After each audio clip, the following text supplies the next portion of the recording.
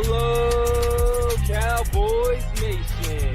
Coming to you live from Tennessee, from the east to the west. We are talking Cowboys everything.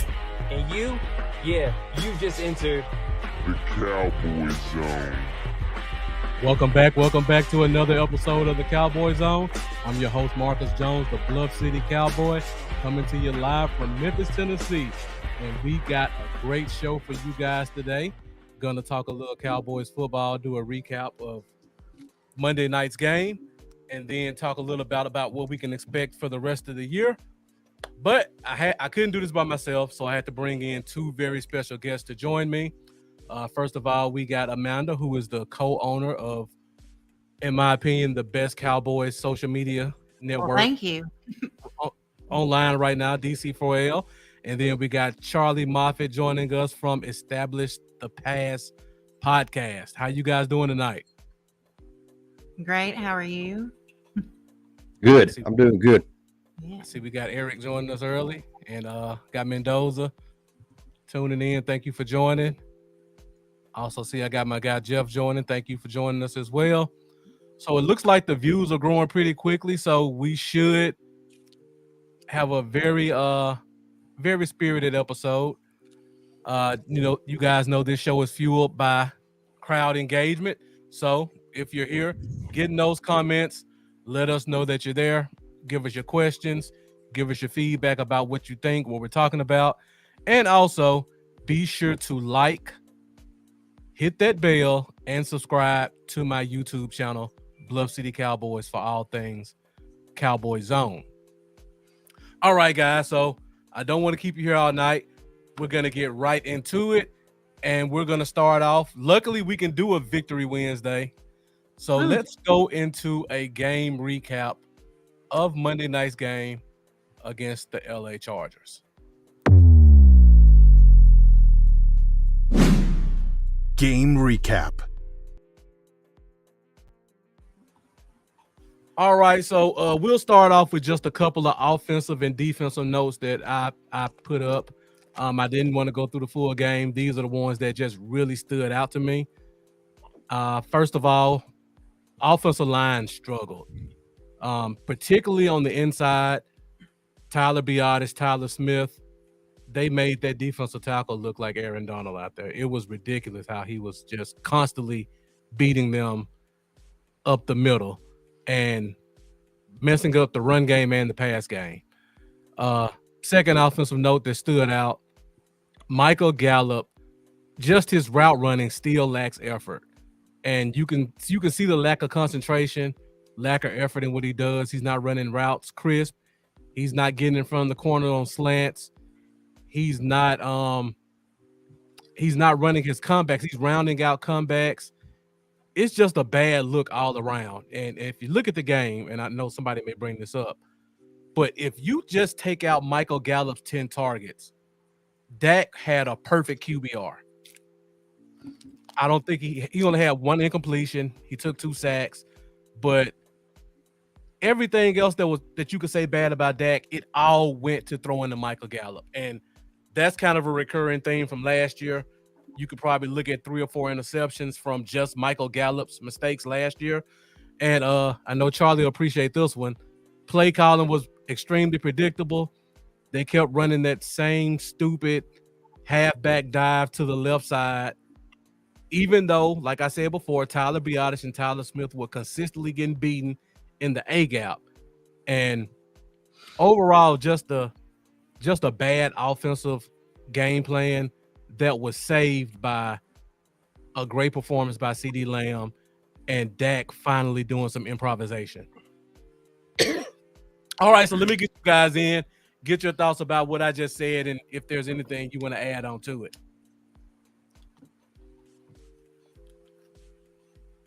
Well, Amanda, got any thoughts about just the offense in general? Well, every time I think of Michael Gallup, I think of the 5th round pick we got in return for Amari Cooper, and it makes me angry. So I can never understand the thought process there. It makes zero sense. Michael struggles. He hasn't been the same since coming back from that injury. It's like he's got butterfingers. And you can see the laziness when he runs. It's like he just doesn't care. He's gotten paid and he's done. It's irritating. Perfect passes that make Dak look, great passes like that one into triple coverage. That one, he didn't even grab it. It was right there. I don't know what Gallup was thinking. It drives me nuts. So. Yeah, it's terrible. Charlie, any thoughts? I know you got a lot of thoughts about the offense. Just give us a couple of them. Oh, as far as Gallup goes, yeah. No, I agree. It's time to either give they got to give Tolbert some fucking they got to replace some of Gallup's touches and some of his snap counts with Tolbert. I mean, maybe it's the money thing. That's why they're just trying to get their money's worth and doing everything. But Tolbert's also a third-round draft pick too, so he needs to be on the field too. Excuse me, I'm sorry, y'all. But he's been horrible. I mean, last year I gave him excuses coming off ACL. That's never easy. But yeah, no, this year, he doesn't cross the defender's face. That's probably pisses me off more than anything. Oh my God, it bothers me. It's like he just gives up. It's like once the defender checks him, he's not going to cross it. He's not going to cross that face. And what made me mad the other night more than anything, I never seen him do this. He short-armed that fucking 3rd and 5 pass. He short-armed him. He went like this, and when he knew he was going to get hit, he brought his arms in, and that you can't have. So yeah, no, Tolbert definitely needs to. They need to get Cooks more involved, which he was more involved the other night, and I was happy. But we'll get to the offense later. I'll go on my little F-bomb rant, like Jeffrey was hoping for. But Tolbert needs to take some snaps. There's a lot of things, like you said, there's a lot of things about this offense that I wasn't happy about. But I will say this, I like the play calling that night better than any other game. To me, it was Mike's best play calling of the year. That doesn't mean it was good. Yeah. That just means compared to the shit games that we had, the 5 games previous, it was good. And, I mean, it's not hard to improve on them 5 games because it was horrible. I stated this after the second game against the Jets, and Cowboy fans just told me how stupid I was, that we just won by 20 and we scored 30 points. And I try to explain to them, just because we won doesn't mean I can't be critical, because I saw it coming. It was bad. And then it showed up in the Arizona game. And then the New England game, it was kind of the same thing, a little better, but it's irritating. And then San Francisco just mollywopped us. It showed up real bad there. Yeah. So. Well, I want to know why we keep running Pollard up the middle. That is not his strong suit. I don't know what we're doing. Like, it makes zero sense to me. We're getting nowhere, and you keep running him up the same place the same time. It's abysmal. It makes you wonder, Aaron Rodgers, how often did he really call what Mike McCarthy was calling out there? It makes you wonder. Yeah, when you hear reports coming out of Green Bay from former players, they all say he completely ignored Mike McCarthy's calls. Well, that's pretty obvious why, isn't it? I mean, yeah, definitely. It's pretty damn bad. That's a bad thing about about Dak, is that he is a good guy. He's a nice guy, and I just don't think he'd ever do that. The only time I've ever known him to check out of a play, like just totally go against what the coach was in 2018 against the Jets, when Cooper had to run 3 fucking curl routes in a row. Oh, and yeah. He came to the hold on, told Dak, and they called again. He's like, come on. And Dak's like, no, I just run it. And then when Dak went up to the line, he saw it. He had 1-on-1, and Dak just nodded at him, and they scored a touchdown. He did a 9 route, and they scored. But Romo used to do that to Garrett all the time. Oh, yeah. Romo always checked out. You get 2 play calls into the huddle. You get a play call, and then you get your alternate, your audible one. Romo would just call a whole nother fucking play in the huddle. It's like, yeah, no, we're not running that shit. We're going to run this, so. And I wish Dak would do more of that. I do too. So, yeah, before we move forward, I see we got a lot of people who are joining in the comments. I see we got my guy Shane Odom, who's a regular on the show. Thank you for joining. He's saying McCarthy's going to have to trust Dak going in the game. Just can't be afraid to make mistakes. And also, we got Jack Meeker joining the show as well. I always appreciate your support. Saying definitely we need to see more of Tolbert. And then it looks like we got some of our DC4L people joining us. And I hope I'm not butchering this. Yvonne or Yvonne. Yvonne. Saying, I love that twang, Amanda. And Ryan Toscano, the play calling is so bad it may as well be Jerry calling them. And the Like crazy it kind thing of about is. that, I was just about to It's say a that, yes Charlie. man. I mean, It's a he yes ain't man. literally got the headset on, but he controls how the game is called. He controls what he wants. Yeah. He wants a run dominant team. He don't want a lot of motion. He wants just line up and beat the guy in front of you and just play 1990 football. Well, it's why CeeDee Lamb. It's why CeeDee's not getting a lot of targets either. It's a contract year. Everybody knows it. Even CD knows it. If I was CD and Dak, I wouldn't sign any kind of fucking extension right now. Even if they came to me, I was like, no, we'll wait till the end of the fucking year.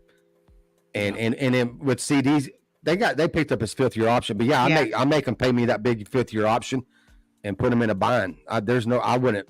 If this is the offense they're going to continue to run. Yeah. Although, like I said, the other night, they don't use motion. They don't do a lot of creativity, and you got to really work to get open. And I kind of told at the end of the game that other night, I said, I want all the fancy shit. I want the motions. I want the creative route concepts. But right now, just give me the aggressiveness. Yeah. And the ADOT above fucking 6 like it was before the other night's game. Just get that up. And at least for now, that would make me happy. And that made me happy. Like I said, I'm not saying it was good play. It was good play call. I'm just saying compared to the other games, at least we was aggressiveness. I don't think we called one pass behind the line of scrimmage, which was very fucking impressive. I can't remember one fucking screen. I like that. One. Well, I know there's that jet sweep we ran with Cooks. That was pretty nice. That was I don't mind that. It? But I'm just talking about all the fucking behind the line of scrimmage passes to CD, to Cooks, to fucking Gallup. And that's just, that shit gets old. Yeah. You know, so, and I didn't see any other night. And most of the passes was, 6, 7, 8 yards downfield. And I'm like, okay, I can deal with that. Maybe we can work some other shit in as the year goes on. Well, they need to get Cooks more involved. That's definitely the biggest thing. You brought him in to stretch the field, stretch the damn field. Yep. So. Now, the only problem I have about this week's game is when you look at the Chargers, I mean, they may be a worse coach team than us. I think they're Cowboys AFC. They got all the talent in the world, and you look at their play call, and it's completely suspect. I don't understand, and this is my fear about getting kind of false sense of hope this game. Their scheme is shell cover 2. So 1st and 10, 3rd and 3. They're going to run cover 2. Those safeties are going to stay deep. Those linebackers are going to play a 8 to 10 yard shell, and the corners are going to play off and only go back 10 yards. So if you're an offense and you know that, all you got to do is throw corner routes and slants. I mean, that's kind of what we did, but I hope they build upon that, because that game, in my opinion, the defense was so predictable. There was no way we couldn't look good. So next game, we got the Rams coming up, and you're going to get a little bit more creativity on both sides of the ball. So I feel like we'll finally get that first real test to see where our offense stands. Got Jeff coming in saying we need some consistency, throwing a deep ball pass to get the defense to back up. We got pregame sweat saying the fact that Dak still put up advanced numbers with the vanilla offense, 0 pre-snap. Yeah, it's incredible. All right, so we're at 14 minutes. Let's go ahead and quickly go to the defense, and then we'll talk about some of these bye week topics, because I don't want to keep you guys too long. Before I do that, if you're just joining us, be sure to give those comments. This show is fueled by fan participation. So give us your questions, give us your comments, give us your feedback. Also, if you haven't done so already, hit that subscribe button and hit that like so you will be notified of future episodes. So let me go to the defensive notes really quick, and then we can talk about that, and then we'll go to some other stuff. The first defensive note that I noticed, I love Gilmore. If Gilmore is close to a receiver, he's going to give you great ball skills, as we saw from that interception he got and a couple of plays he made in the game. When he's playing off, which he does a lot, he gets torched. And I feel like it's because he lost a step. Looking at the game, you just saw, now I'm going blank, the 2 receivers, Josh Palmer and Keenan Allen. Allen, they were just running drag routes and just saying, try to keep up with me, and he couldn't. And they were killing us with that. That has me concerned for future games I'll talk about in future episodes. But that one's very concerning to me, considering Gilmore's supposed to be kind of the premier corner outside of Bland. The second one I'm sure we all can agree with. Marquise Bell exceeded my expectations Monday night. When I saw we didn't promote Rashawn Evans to the active roster, I was like, oh crap. What are we going to do at linebacker? Is Micah going to play off ball all night? And it was Marquise Bell. And in my opinion, he was our best linebacker. I think he had 5 solo tackles, 2 tackles for loss, big tackle on third and goal to stop a touchdown. The kid was all over the field just making plays. Sam Williams, you won't find a bigger Sam Williams fan than me. Ole Miss guy just like me, followed his career since high school. I mean, I don't know what the deal is, but he's regressed, and he wasn't that far advanced last year. I'm almost at the point where I don't want to see him getting any more snaps. Let's just give those snaps to Fowler and Dorrance Armstrong, and let's just rock with that. It's really bad out there. He's giving no pass rush. He's consistently getting penalties. It's not good. And the last note, and this is for all the Mozzie Smith haters, in my opinion, our defensive tackles may be the second best position group on defense. And that's because, of course, we lost Trayvon Diggs. But what Osa's doing on the inside, he may not make a Pro Bowl, but he's going to put himself on notice for next year. That kid is doing some amazing stuff against the run and the pass. And then you look at Jonathan Hankins, in my opinion. If you want to talk about why Mozzie's not touching the field, it's because Hankins is out there putting in work on first downs. And he's doing a really good job. And then you bring in Golston when you get your pass rush set.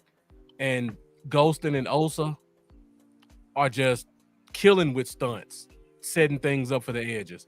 Our defensive tackle group is looking really good. And we're going to talk about what I think is going to be the effect from that later in the show. But is there anything that you guys want to touch on defense or something you want to expand upon what I said? My thing with Gilmore was, we brought him in to be a number 2. He was supposed to be the number 2. That was where he was going to shine. And we saw that when he was alongside Diggs out there. We saw how excellent was. We look at the first game, look at him. I mean, they didn't get, no one was throwing to him. Yeah. But you had to move him up. Now he's kind of having to follow that lead guy, and he can't do it. Yep. That's what I've noticed. So I don't know if Quinn needs to work this bye week and maybe see if Bland needs to travel with your number 1. But you're right. Gilmore's getting torched. It was bad. Yeah. I was cussing him out halfway through the game until he got that interception. I had to apologize. Like, I made a post. I said, okay, I'm sorry, because I've been talking a lot of crap. But that was so though. It was right. Exactly. So I think that's really where our issue lies. I wouldn't even be mad if we kind of maybe looked outside of the organization right now and see what's out there before the trade deadline, because we can't continue on this course. I just think that we're not going to get very far if that's your number 1 right now. So, and before you go, Charlie, let me ask you guys this question. We run a lot of man. Do you think it's time we go to more zone concepts, or do you think that'll screw up the defense too much by changing? Because I was thinking about that earlier also. I mean, we're 6 games in. So is that something we can even switch right now? I mean, we have the personnel to do it. Of course, we can do it, but I just don't know if it's a good opportunity at this moment to do so. Yeah. I mean, it would be tough. But if, Quinn likes man, Quinn, that's his thing. So yeah, and my pushback on that for just myself, that's what makes Bland special, and I hate to take that away from him. And it makes Gilmore special when he can stay close to a receiver. But if he's going to be a liability for the whole game and you get to a point where you know they're going to pass it and it's going to be quick, and he can make that big play. Is the risk worth the reward? And continuing to stay in man. Maybe get a safety to trail with him more often. Maybe Quinn can work on that, so he's got someone behind him. Maybe that's something we can look into. So, the safeties need to look into reaching between their legs, grabbing their fucking ears, and pulling their head out of their ass. We'll get to that in a little while too. I got a lot to say about our safeties. Okay. Uh-oh. All right. So as far as Gilmore goes, I agree. Other day, I made a tweet that Gilmore scares the shit out of me during the game because he was just getting beat like a drum. Although Bland got beat like a drum too, he just got lucky and fucking Herbert missed them fucking passes because that was true. 2 TDs. That was 2 TDs. That was. And Bland also missed some fucking pretty big tackles on night too. But you know, I agree with the man that I think Bland is. I mean, to me, Bland's your number one. Yeah. That's another thing I said during the game that fucking Gilmore is not cornerback 1 anymore. He's cornerback 2. That's just who he is. And that's not a bad thing. I mean, no, he's fine. He's what, 32? Yeah, 31? no, he's fine. The cornerback 2. Yeah. He's not who he used to be, and there's nothing wrong with that. He's still a good player. But he got beat bad the other night, and then at the end of the game, they intercepts the ball, and I'm like, that's fucking classic. Fucking, I just tweeted out he scares the shit out of me, and 5 minutes later he gets a pick that finishes the game. It was kind of like when Troy said Mike had been quiet all night, and there's Micah right on cue, man. Yeah. That's how it happens when you're watching the game live. Yeah. It always does. All right, so Ryan Toscano saying we got too many cats on the team. We need more dogs. I think we all can agree with that one. Jack Meeker saying I love Micah at middle. He impacts so much, can blitz and get sideline to sideline. Go ahead, man. I'm sorry. I'm just gonna say that to Jack's comment. I think we've put Micah in this predictable situation where, like, because when he's just at DE, we all know what he's gonna do. I like the way we had him off the ball and moving. You never knew where he was coming from. It's easier to scheme for him now, and that's why I think he's had more of a down year. And I know it's not that big of a down year because he's still putting up good numbers, but I think that's where Micah's issue. That's why we're not hearing his name announced so often. It's because he's easier to scheme for. So. Yeah, that's definitely true. And he's starting to get worn out also, just going back and forth between spots. 1 minute, you're going against a 330-pound tackle, and then the next minute they ask you to run 20 yards one way to the next and try to chase somebody down. It's a lot. I mean, he's a great player, but everybody has their limitations. And Jeff also agreeing with us guys, talking about Bland. Let Bland follow the number 1 receiver. Eric saying, how is Fowler not in jail?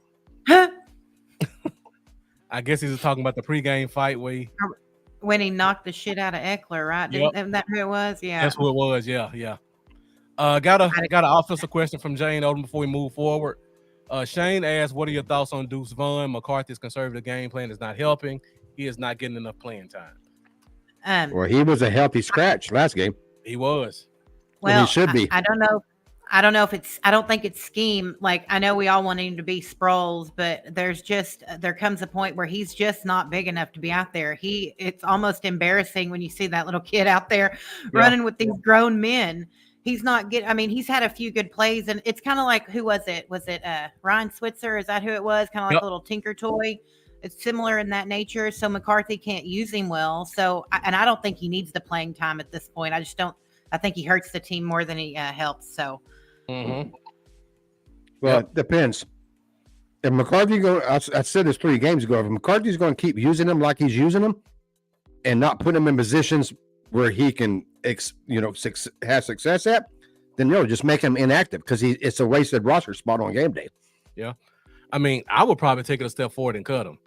And I said this preseason, and I got a lot of flack for it, but the reality of the fact is, he's a 6th round pick. Most 6th round picks don't make a team. And that's not saying he's a bad player. That's just the reality of the position. Well, he wouldn't have made the position had it been not who he was related to. Everybody can agree with that. We all know that. And he had a couple of good plays in the preseason as well that kind of helped solidify him making the roster. But you take the fact that he's a 6th-round pick, and you look at he's 5'5", 160 pounds. If you cut him, and I said let's play a game of who's gonna pick him up. What team is gonna pick up a 5'5", 160-pound receiver? I mean, running back who's not a returner. I mean, maybe the Chiefs or the Eagles because that's what they do, but they have those guys already in Jerick McKinnon and Kenneth Gainwell. So he's not signing. He's not signing to anybody else's practice squad because his dad is here. So if nobody signed him to their 53, he's gonna come right back to Dallas without them asking. So just cut him, take your chances, and put him on the practice squad. And if somebody does sign him to their 53, he's not staying out year because, like Charlie said, he's gonna be a every week inactive because he gives you nothing on offense or special teams. So let him go and stop wasting the spot. Well, I look at this a lot different than y'all. I'm not dogging them, and I'm not saying cut them. I'm just saying if they're not going to be creative with them, and they're just going to use them just like they're using Pollard, just run up the fucking middle. Then no, then we don't need that. Like I'm a running backs don't matter guy. With that said, he was my favorite pick of the draft. And I'll defend him, and I'll say this, that he's got 20 fucking carries all year. So I'm not so sure what the fuck we're judging him on. But he got 6 carries against the fucking Giants. That was at the end of the game when we was kicking the shit out of him. He had 3 carries against the Jets. He averaged over 5 yards carry on them 3 carries. But again, towards the end of the game, doesn't really matter. No carries against Arizona. He got 8 against fucking New England, and he got fucking 3 against fucking San Francisco. So, I mean, I'm not so sure exactly what we're just, I don't know so sure what we're judging him off 20 fucking carries. No, I'm not saying. I'm judging how McCarthy's using them. And if you're going to use him that way, then get him the fuck out of here. Just bench him and fucking make him inactive like you did the other day. Carry an extra defensive lineman, offensive lineman. I don't give a shit cornerback because he's not even getting carries. He's got 20 all fucking year. So, I mean, if you're only going to give him 20 carries and the carries you're giving him are shit carries, there's no reason to have him on his team. Yeah. Now, I'm not saying cut him because he's a bad player. I'm just saying cut him because you're not using him, and I don't think anybody else is going to pick him up. And if somebody else did pick him up, they're not keeping him for 15 games. So you're eventually going to get him back. Because if he gets cut, he's coming right back home. Yeah, at this point, you can cut him, make him active. I mean, it really doesn't matter. Because I just don't see McCarthy coming up with a plan to use him. I don't see it, So, and Eric is saying Chicago. I would agree with you in the old Chicago regime, but right now I don't think they're in the Tank. What's his name? Tank Cardell or Carden?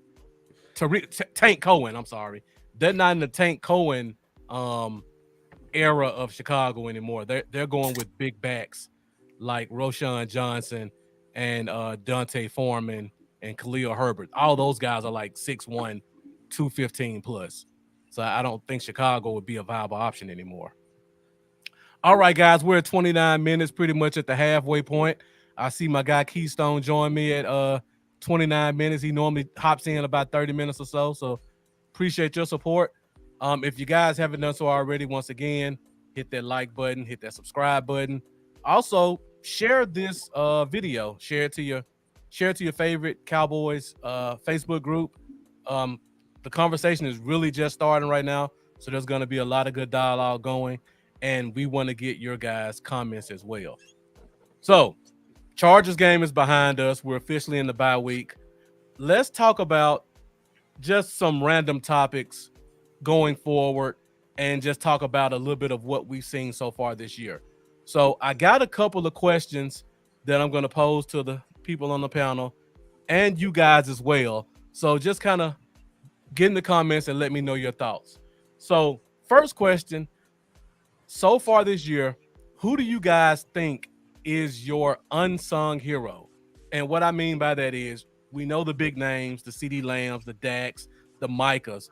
Who's a guy who's been playing on his team and performing well and hasn't really gotten their recognition that he deserved for his play? Amanda, you go first. Well, I didn't have. I told y'all before we started, I didn't really have an unsung hero. But the more I sit here and think about it, I'm gonna go with Wanye Thomas. Okay. He's played pretty well, so Yeah. I think he's played pretty well in the snaps that he's been given. I'd like to see more of him, so I'll go with Wanye. And that's a good one. And I'm looking forward to seeing him when he comes back, because to me, he's a bigger version of Bale. And Eric is saying Brandon Aubrey. I think we all got that kind of later on the show as well. And Shane Odom saying Rico Dowdle with limited snaps. And Keystone saying Deron Bland this season, his guy season 2.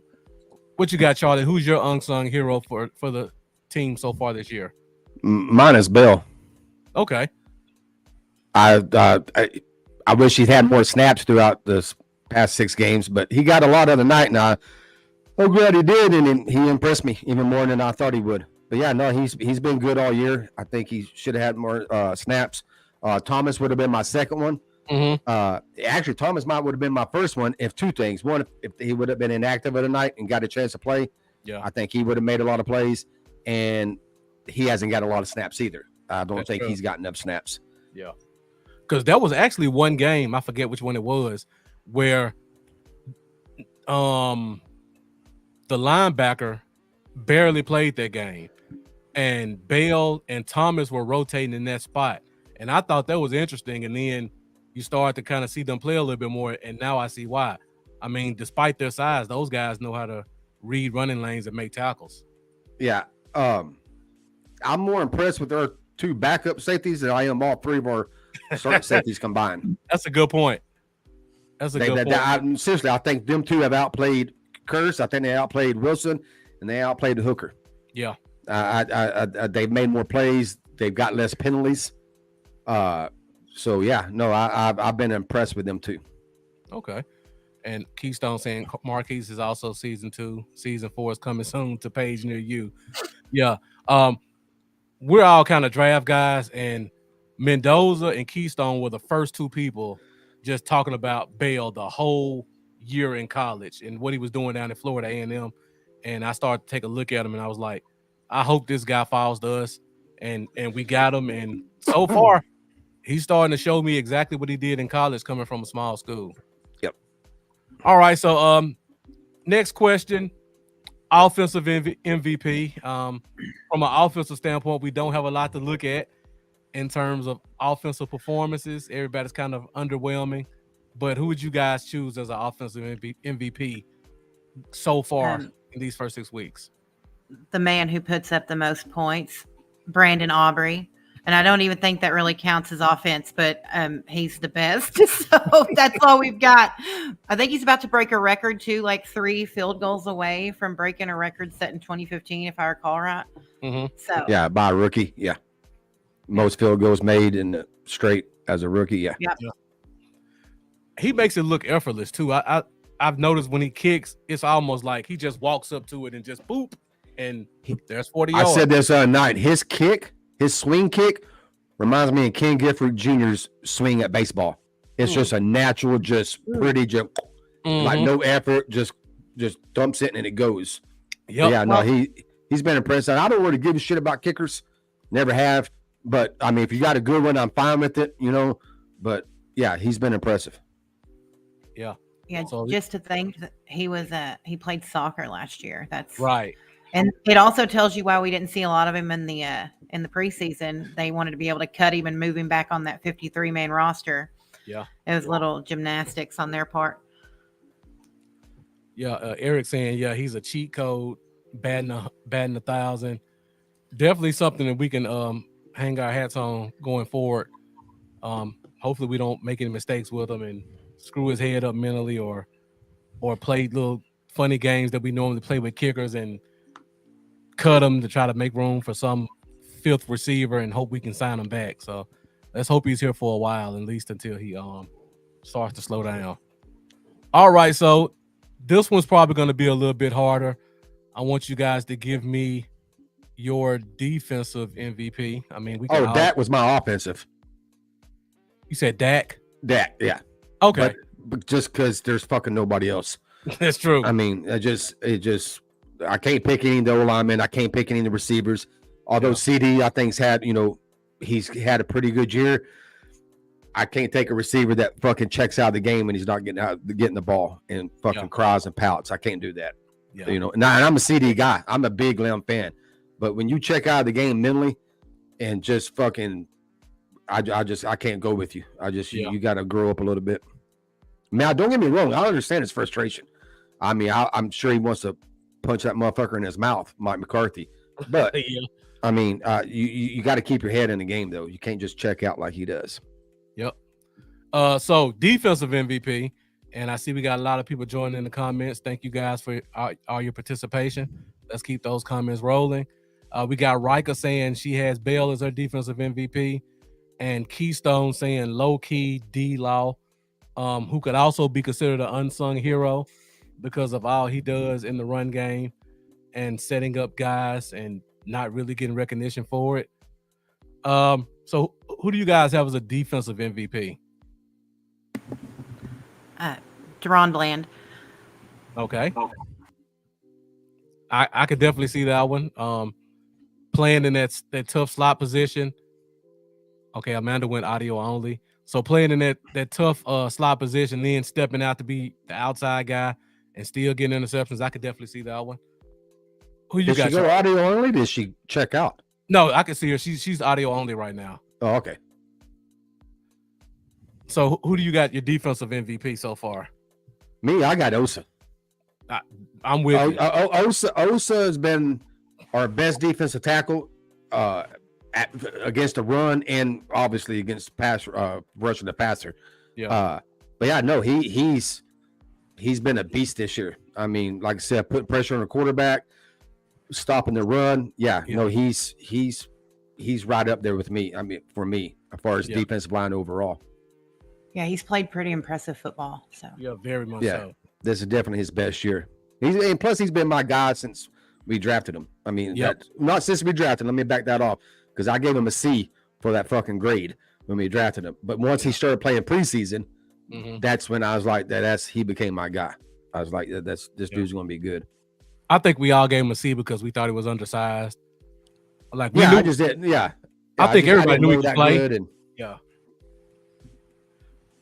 Rika saying D-Law is a good pick. Sunday morning, I was saying how much I love Bland, but I counted 3 missed tackles before I stopped counting. Yeah, he did miss a lot of tackles. He did, yeah. That was which is kind of uncharacteristic. Yep. That's why I don't worry about it much. Yeah.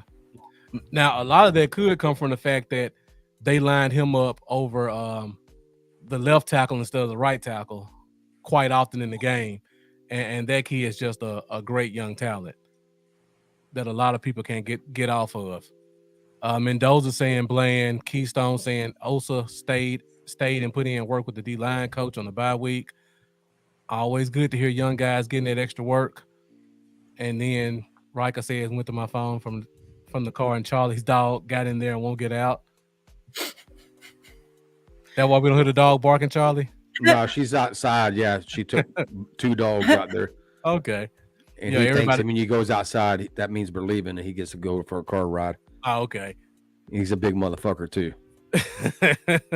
So it looks like, the comments are all saying Osa's kind of the guy as well, agreeing with you, Charlie.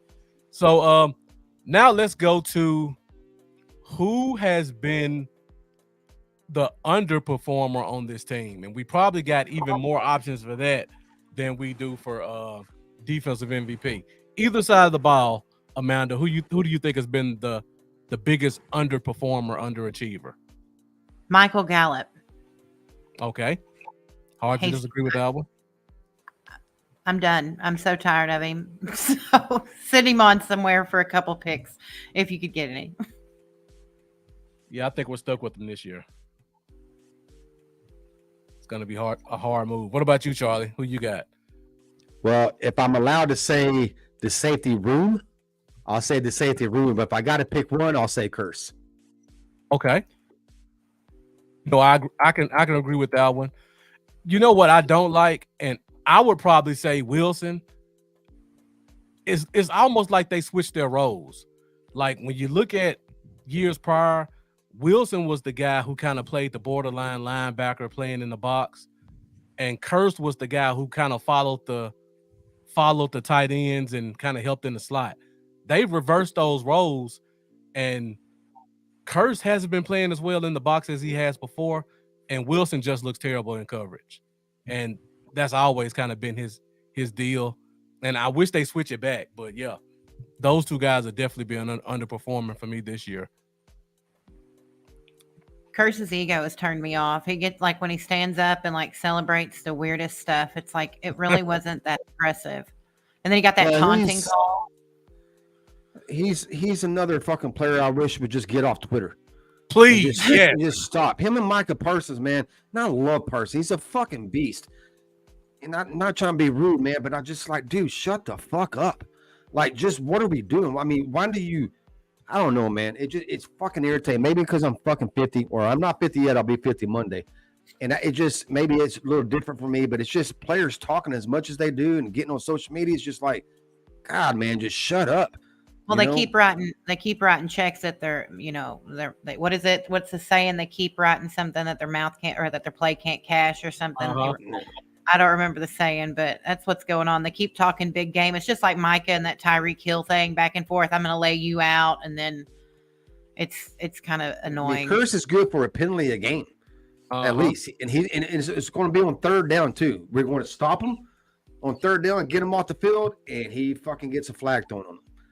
You know, he's not as good in coverage as he's been in the past. I know somebody the other day before this last game, they posted his passer rating against, like, first of all, I'm not big on passer rating anyways. I think it's a shit stat, for quarterbacks. And I think it's even a shittier stat to keep up with for cornerbacks or for defensive backs.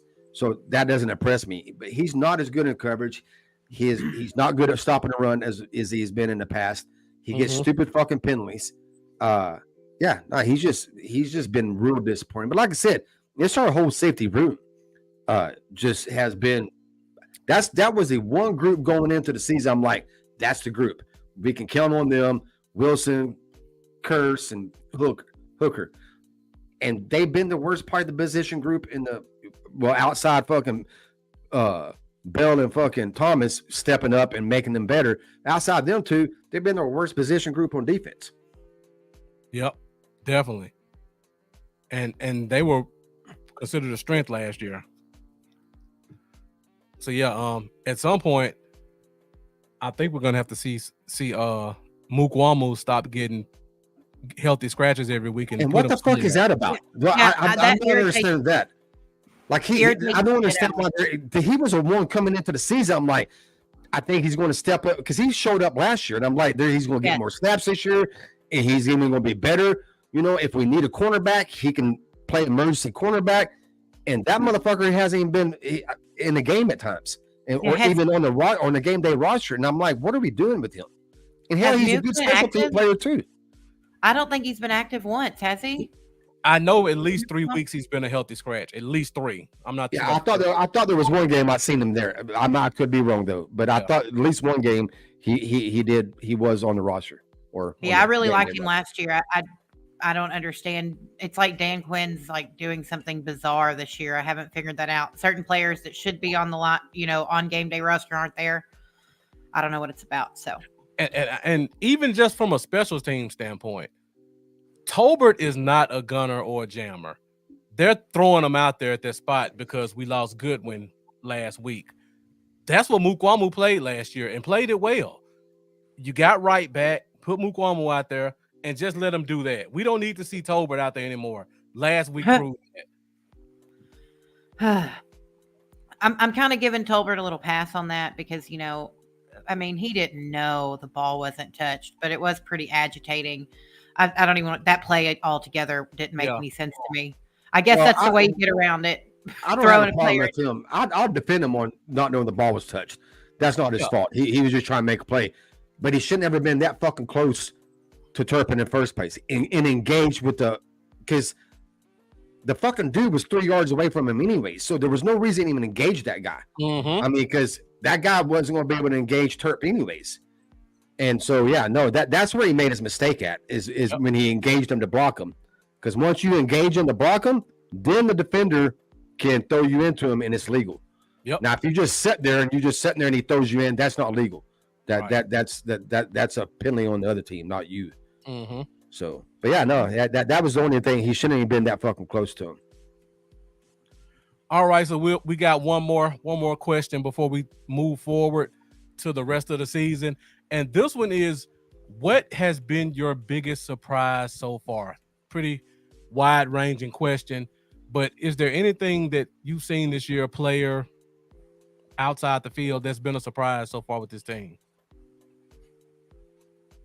Go ahead, man. Well, Marquise Bell's play has been exceptional, and that's my biggest surprise player-wise. Yeah. But I want to talk about how terrible the offense. That's my biggest surprise. Like, we came from the number one offense last year. Like, we were up there.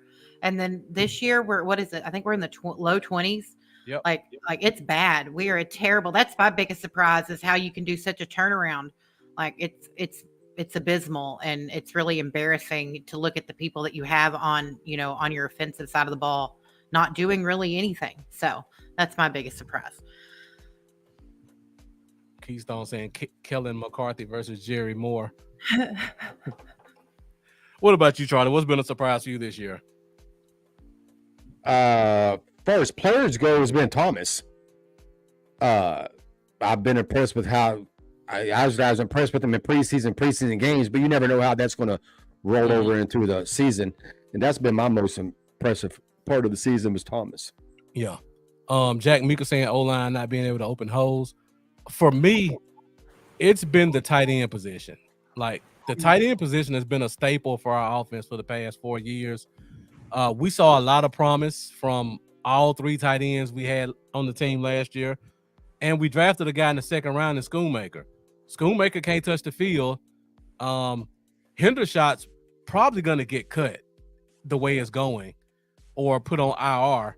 And Ferguson is just making mental mistakes all over the field and not really producing the way he should, considering the offense heavily favors a tight end position. So that tight end group as a whole has been very disappointing. And the fact that we had to bring in Sean McEwen from the practice squad to even have a semblance of consistency is a major problem. Riker asked the question, is Pollard slower? Charlie and I were talking about how he seems slower. Yeah, I definitely think he's slower. But that's to be expected. I that's not a knock on him. That's just, I mean, he's coming off a pretty bad broken leg. So I get it. I'm not saying he can't get it back. I'm not even saying he can't get it back this year. I mean, we're only 6 games in. He didn't have a whole bunch of off season. He was doing a lot of rehab and shit like that. So but I definitely think he doesn't have the burst as he had in the past. Yeah. But that's not saying that he can't get it back. Yeah. This year, or especially next year, it's just saying right now, 6 months, 6 months, 6 games in the season, he does not look like he had the burst that he did last year. I don't think Tony Pollard will be on this team next year. So that's I don't think he will either. There. And he's definitely lost a step. And I don't think, it's from the injury, it makes sense. But he's also, I'm starting to wonder if he really is that, running back number. Is he a number one? He seems more of a change of pace back the more that you watch him. It depends what you want out of your number one. Yeah. So, question. Josh Jacobs, Saquon Barkley, Derrick Henry. This is an offseason question, but all those guys are projected to be free agents. You like any of those guys on this team next year at $9 million? So we've seen in the past few years the running back position be devalued, of course. I think you can find serviceable backs in the draft and in any round you want to pick in. So I don't see the point in paying any running back $9 million. But if you're gonna take someone from that group, I love Derrick Henry. And I think with someone like a Pollard, with the speed that you have on Pollard, if he can get his speed back, and then you have the big bruiser back in Derrick Henry for the right price, I would go with Derrick Henry, because he's a great person too. He brings a really good culture to to a organization that really is all about that kind of stuff. So I like Derrick Henry. Any of those on your radar for next year, Charlie? Just a question I just threw out there, or you want to go young and run them in the ground? No, I have no interest in any of them. Okay. Jeff, that one's off the table because he just signed a huge deal. 3 years, I think, right, for JT? Like 50 million or something like that. No, yeah, they're especially Henry. Henry's old. He has too many carries. I posted about it earlier on Twitter or X, whatever the fuck they call it now. About Cowboy fans wanting him. His I'll look it up real quick. He's down to 50% of the snaps if that's what you're leading to. Oh no, yeah. No, I'm just talking about his overall play. His attempts per game has gone down over the last 3 years. Mm-hmm. His yards a game has gone down over the last 4 years. His yards per attempt has gone from 5.4 to 4.3, 4.4, and to 4.3. And his overall, his total carries, his career, he has over 1,800 carries. That's 82 less carries than Zeke. That's a lot of fucking carries. It is. It's a lot. And he came out the same year Zeke did. So no, I don't want nothing to do with him. Or really any of them. But yeah, no, yeah. But you know how I feel about running backs. Yeah. All right, guys, we're at 52 minutes. I think we're probably going to go over about 10 or 15 minutes. Are you guys okay with that? Yeah, we're good. All right, good. So the views are still staying pretty consistent. So, guys, if you're still there, keep those questions coming. Keep those comments rolling in. This is an interactive show. We got a lot of great topics still left to cover. So be sure to stick with us. Share this to your favorite Facebook group. So now we've talked about kind of what we've seen in the past. Let's just throw a couple of topics out there about things we can expect for the rest of the season. So we talked a lot about Mike McCarthy and the offense. So first question, what would you guys like to see added in the playbook for the rest of the year? He's gotten 6 weeks to look at what he's done. Hopefully, if he's smart, he's seen where there's a lot of improvements that could be made, and he has a week to figure them out. What would you guys like to see added? More motion. Definitely. Like, we're so predictable. I'm so tired of the bland vanilla offense. More motion. That jet sweep to Cooks was excellent. I mean, it was super unexpected. Some draws. Well, look, see, Jeffrey beat me to it. Screens. Yep. There's so much we can do that it seems like McCarthy's still using a playbook from the 90s. Yeah. So. Yeah, we're last in motions in the NFL. That's not good. When you look at the top of the list and you see the Niners and the Dolphins, and they're just wrecking shop offensively. So, yeah, what about you, Charlie? You pretty much on the same lines? Yeah, as far as motion goes, Miami, Los Angeles, Rams, 49ers, Lions, Packers, Chargers, Seattle, Atlanta, they're all top in motions. And yes, we're 32nd. This is the thing. In motion goes, Miami's leading at 62% of their plays is motion. Mm-hmm. Second place is Rams with 40%, and then just a lot of 30s and then some high 20s. We're a fucking whopping 8.1. 8.1 is what we use. So I would like to see more motions. I like to see more creative plays. I like to see a lot of fucking things. I'd like to see be more aggressive. Like last game, the aggressiveness going downfield was a lot better than it has been all year. But see, this is where I don't even know what to say because this fucking offense sucks, dude. It's based on when McCarthy got hired, I liked the hire. I wanted McCarthy. I actually wanted him to call plays because I do like the West Coast offense. Mm-hmm. And I was actually upset that he let Kellen call. It wasn't a knock on Kellen because I like Kellen, unlike a lot of Cowboy fans. I thought he was fine. Like he was. Did he have his mistakes? Did he have his flaws? Yes. There's not a fucking coordinator out there that doesn't. Not one. I tell people this all the fucking time. Join another fan group on Facebook or something. Fake it like you're that part of the fan just so you can go. Don't troll. Don't be a dick. Just go in there and look at what they say. And I'm fucking telling you, all the shit that we fucking bitch about after every loss, they do too. Yep. Andy Reid gets fucking bitched about by his play calling. Andy fucking Reid. All right, fucking, he gets bitched about by his clock management. They all bitch about the same thing. So no offense is going to be perfect for the fans. We're all going to play Monday morning fucking OC and bitch about everything they did. But Kellen overall, I didn't think Kellen's bad. I can't bitch about a guy who, for 4 years coordinating, he was top 3 to 5 in every fucking important category that you have to be in. Every fucking one, he was top 3 to 5. So I mean, it was kind of hard. And then when you tell people that, I was like, they always go to, well, it was a situational football I didn't like. Dude, half you motherfuckers who say that don't even know what situational football means. All right, so don't give me that shit. All right. But anyways, getting back to McCarthy, yeah, it's just I wanted him to call plays because I wanted a West Coast offense. So when he took over this offseason, I wasn't that mad about it. I was like, all right, you want to move on with Kellen? That's fine. Kellen wanted to move on too. Bobby Belt reported that was literally a mutual thing that he wanted out. Yeah. And they wanted him out and they parted ways. But this is the thing. When I want West Coast offense, I look at San Francisco. They got a style of the West Coast offense.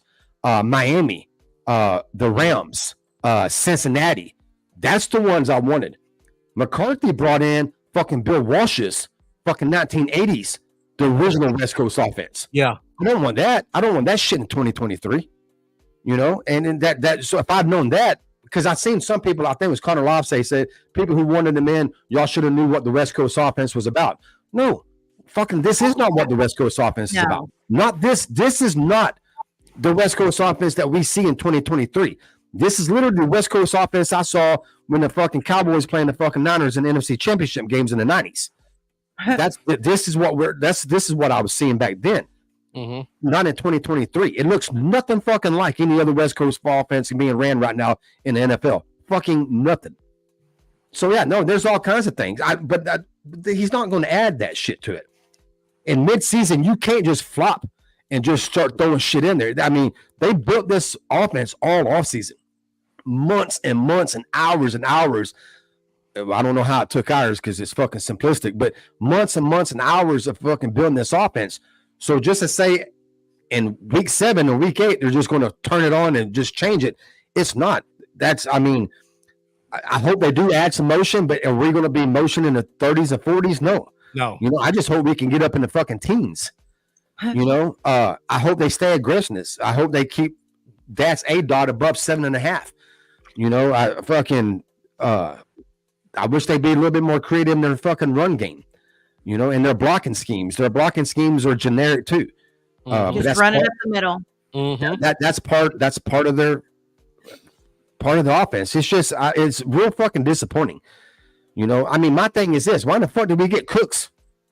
Like, that's what I was so excited about, and that's why I thought this was going to be a new version of the West Coast offense. We're going to have, you know, like Andy Reid runs the West Coast offense. I thought Cooks was going to be like our Tyreek Hill, you know, fucking and shit like that, and it's been nothing fucking like that. So I mean, I don't know. It's been real disappointing. As far We're as barely moving the guy. I like to add all of it, but as far as my reality of what they can add at this time of the season, get your fucking motion up at least into the teens. I like the 20s, but get up at least to the teens. Stop throwing all the fucking wide receiver screens. I don't like behind the line of scrimmage passes to wide receivers. I hate it. It's the most ineffective pass there is in football, and that's not my opinion. That's a fact. Be more aggressive downfield. Get Cooks more involved.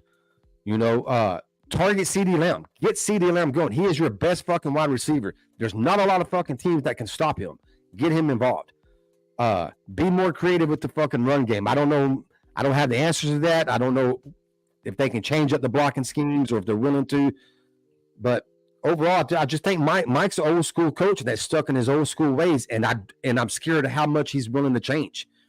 You know, and also you got to remember the front office controls this too, and how much are they willing to let him change? Yeah, I mean, what will Jerry and Steeman okay?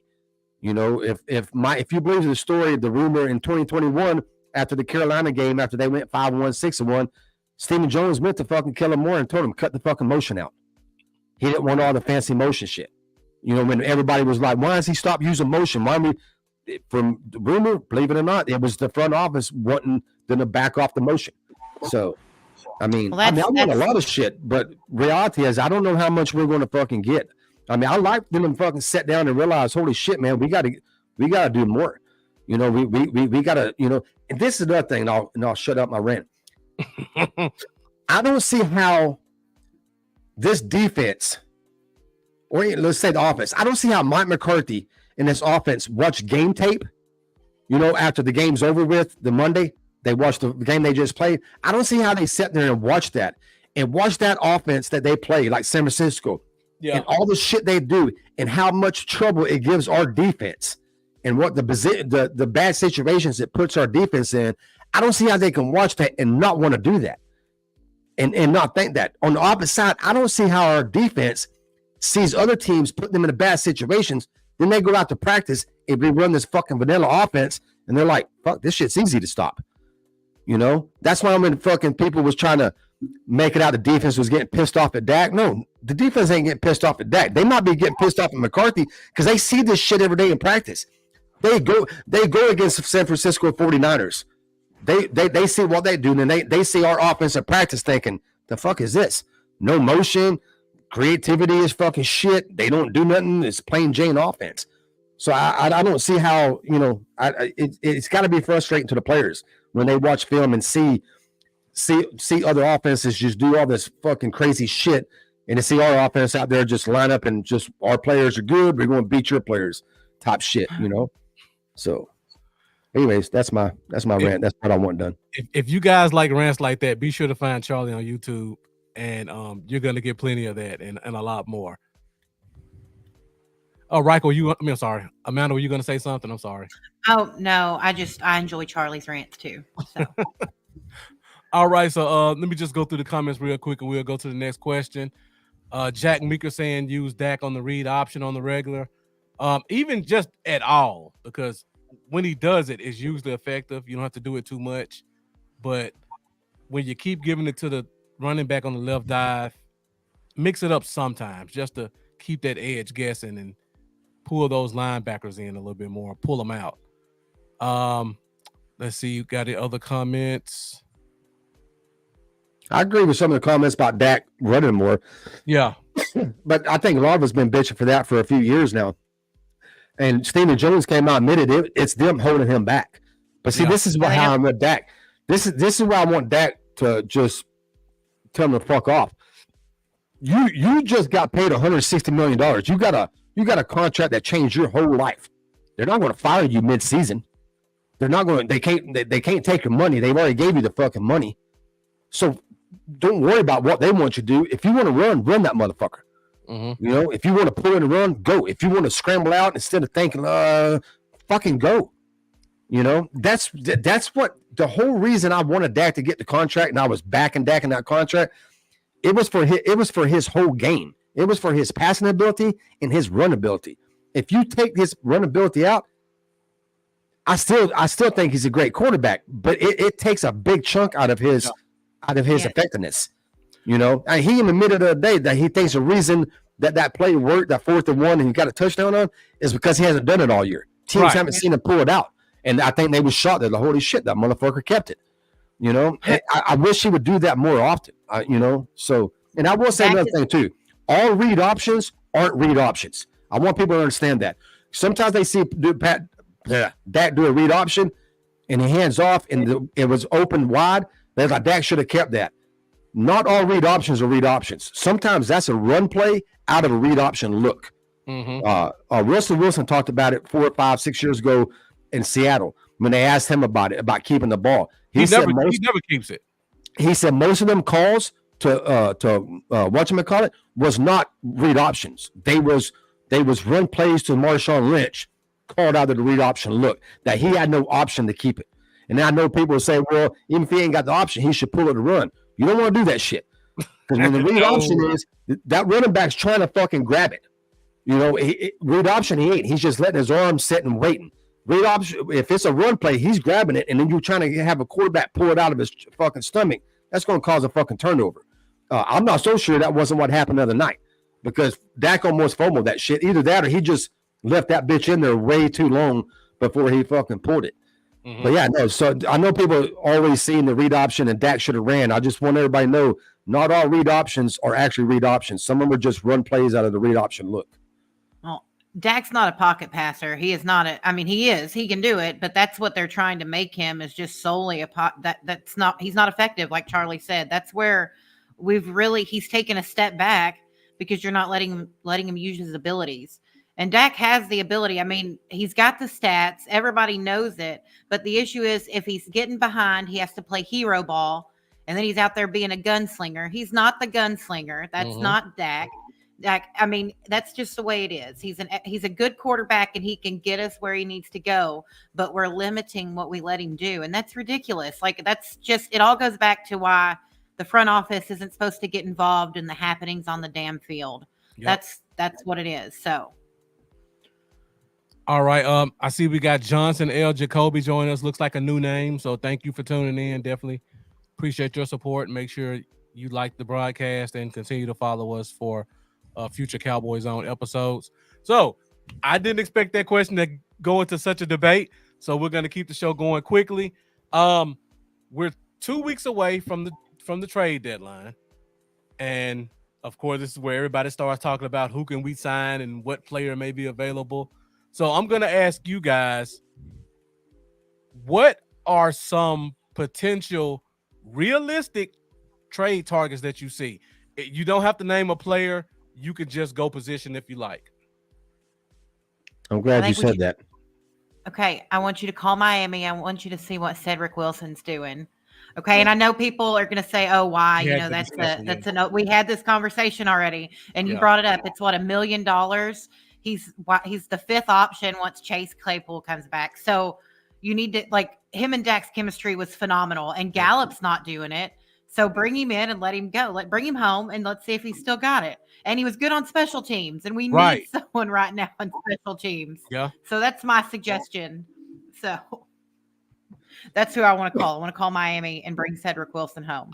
I think that was very realistic, and I had it in my notes. I was gonna say McCole Hardman or Alan Lazard from the Jets, and then McCole Hardman gets traded to Kansas City. So it's right along those same lines. Yeah. I think we do need another receiver, and I feel like Cedric Wilson would be the perfect option. And I think Miami would be willing to give him away if we gave them something because he's not doing anything. And add one more thing to add on to that. When you look at Miami's roster, they pretty much gone to this is a track show. Like if you're not running 4-4, you're not touching the field. Robbie Anderson should not be on the NFL field. That guy should probably be in prison. But he's playing more than Cedric Wilson in Miami because he runs a 4-3. And then they bring in Chase Claypool. So Cedric Wilson may be sixth in the receiving room right now. And outside of the top two, he's the third most expensive one. So the writing could be on the wall for him. And I think we would probably be the best option for them in terms of draft compensation and fit for him. Charlie, you have a position in mind? I got a couple of specific players, but you got a position in mind, let me know, or a player. Mine wouldn't be nobody on offense. O-line.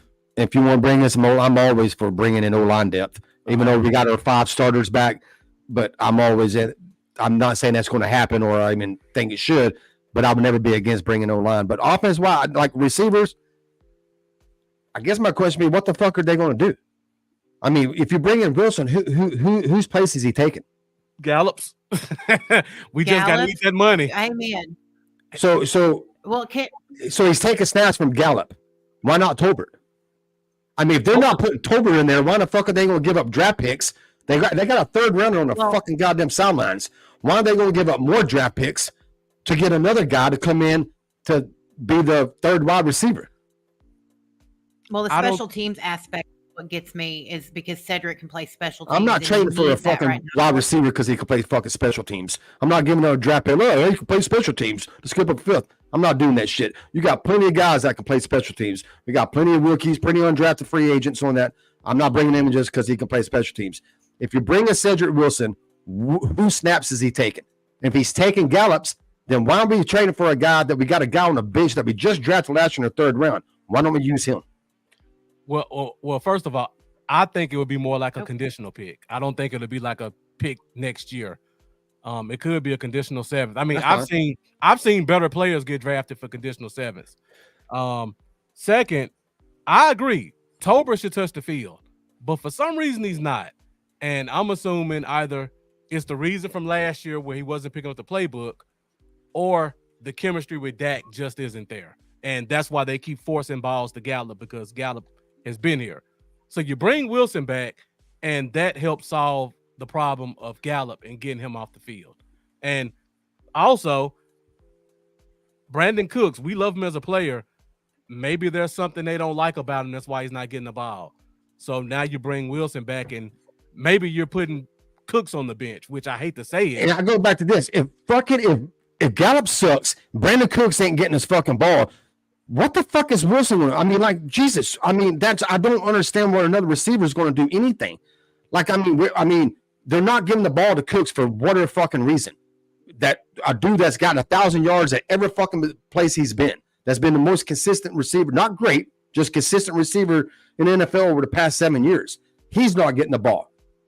Your third-round draft pick on the sidelines, he's not getting the ball. But now we're going to bring in Wilson. Oh, yeah, that is our savior. He'll get the fucking ball.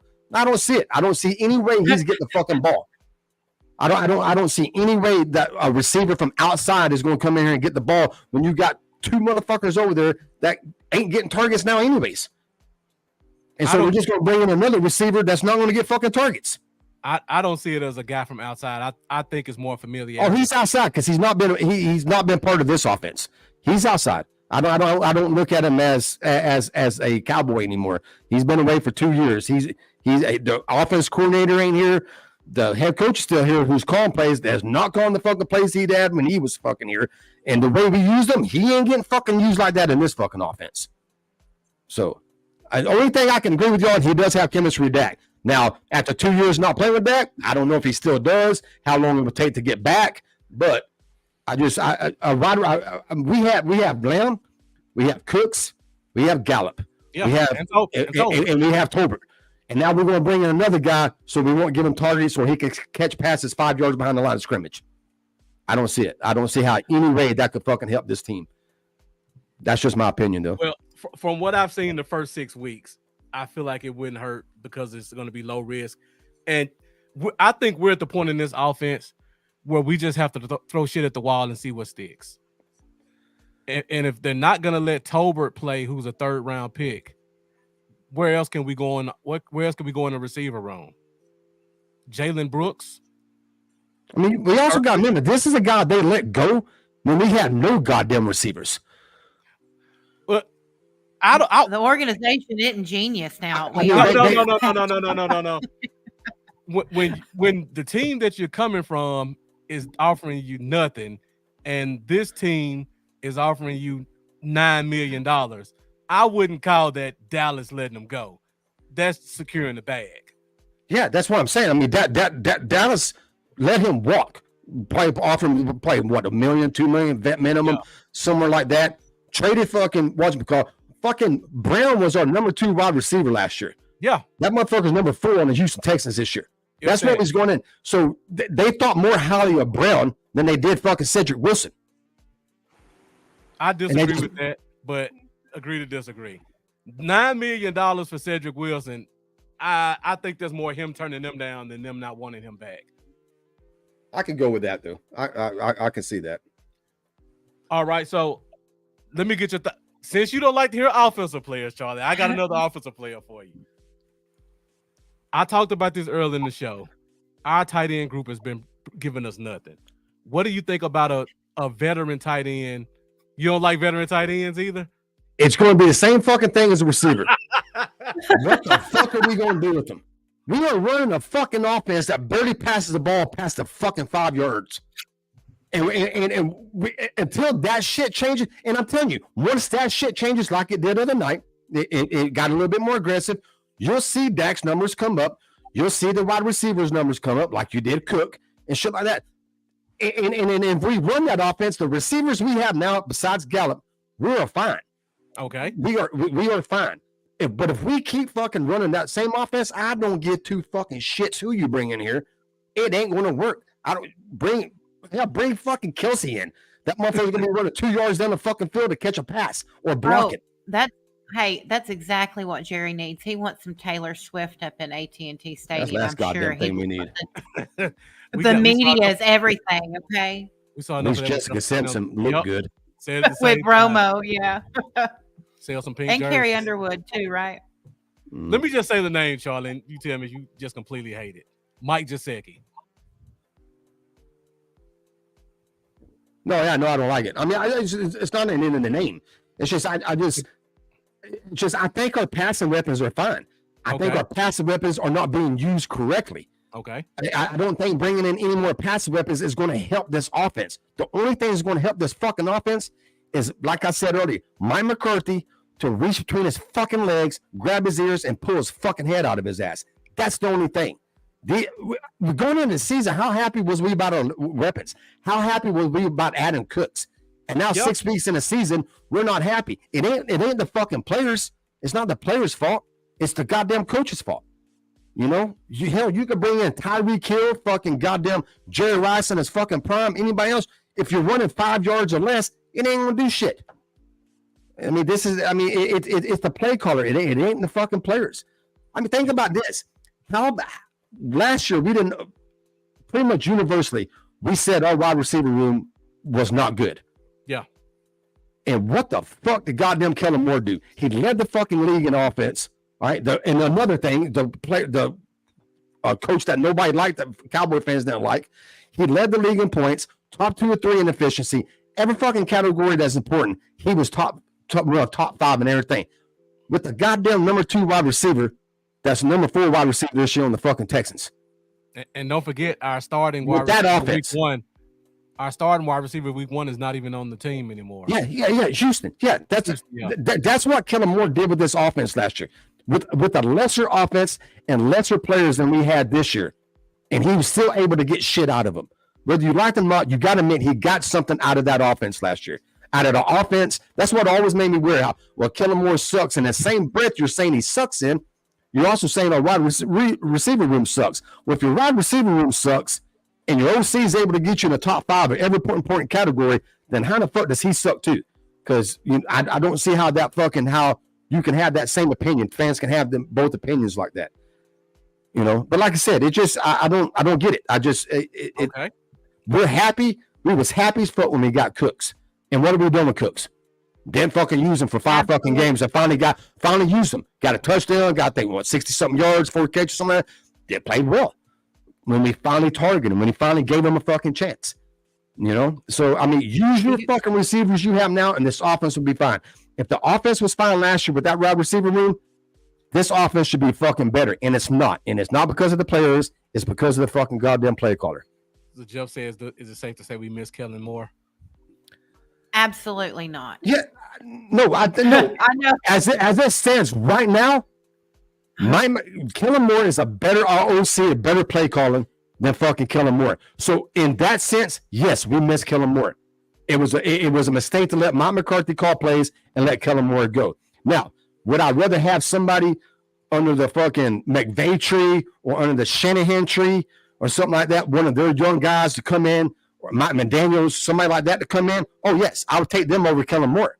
I wanted Eric Bieniemy. What's his name? Bieniemy from the Chiefs. I wanted him so bad. I didn't want Mike to call plays either. But well, I didn't get what I wanted, obviously, because I don't think he's a yes man, and that's what Jerry likes. So let me ask this question. And Keystone brings a great point because he loves to throw the ball. He was throwing the ball on 3rd and short. Question, and then I move to the next one. Offensive coordinators. Let's assume Brian Daboll gets fired, and probably likely. Would you like him as an OC for next year? OC, yes. Okay. Yes, I've always been a fan of Daboll. I don't have a problem with that either. I think that'd be a good move. But I do not think Mike McCarthy can't manage the playbook and the clock. We've seen that. We saw he couldn't manage the clock by itself last year. So that's a good point. I just don't think that McCarthy has the ability to run both sides of the ball. Like, he just can't do it. So yeah. All right, Charlie, we'll start with you on this one first. You gave your rant about the offense. So which player do you expect to see more out of in the second half of the year? I'm assuming it's an offensive guy, so that's why I want to start with you first. What's that? I expect to say what? What player do you expect to see more out of for the second half of the season after the bye week? Look at my notes.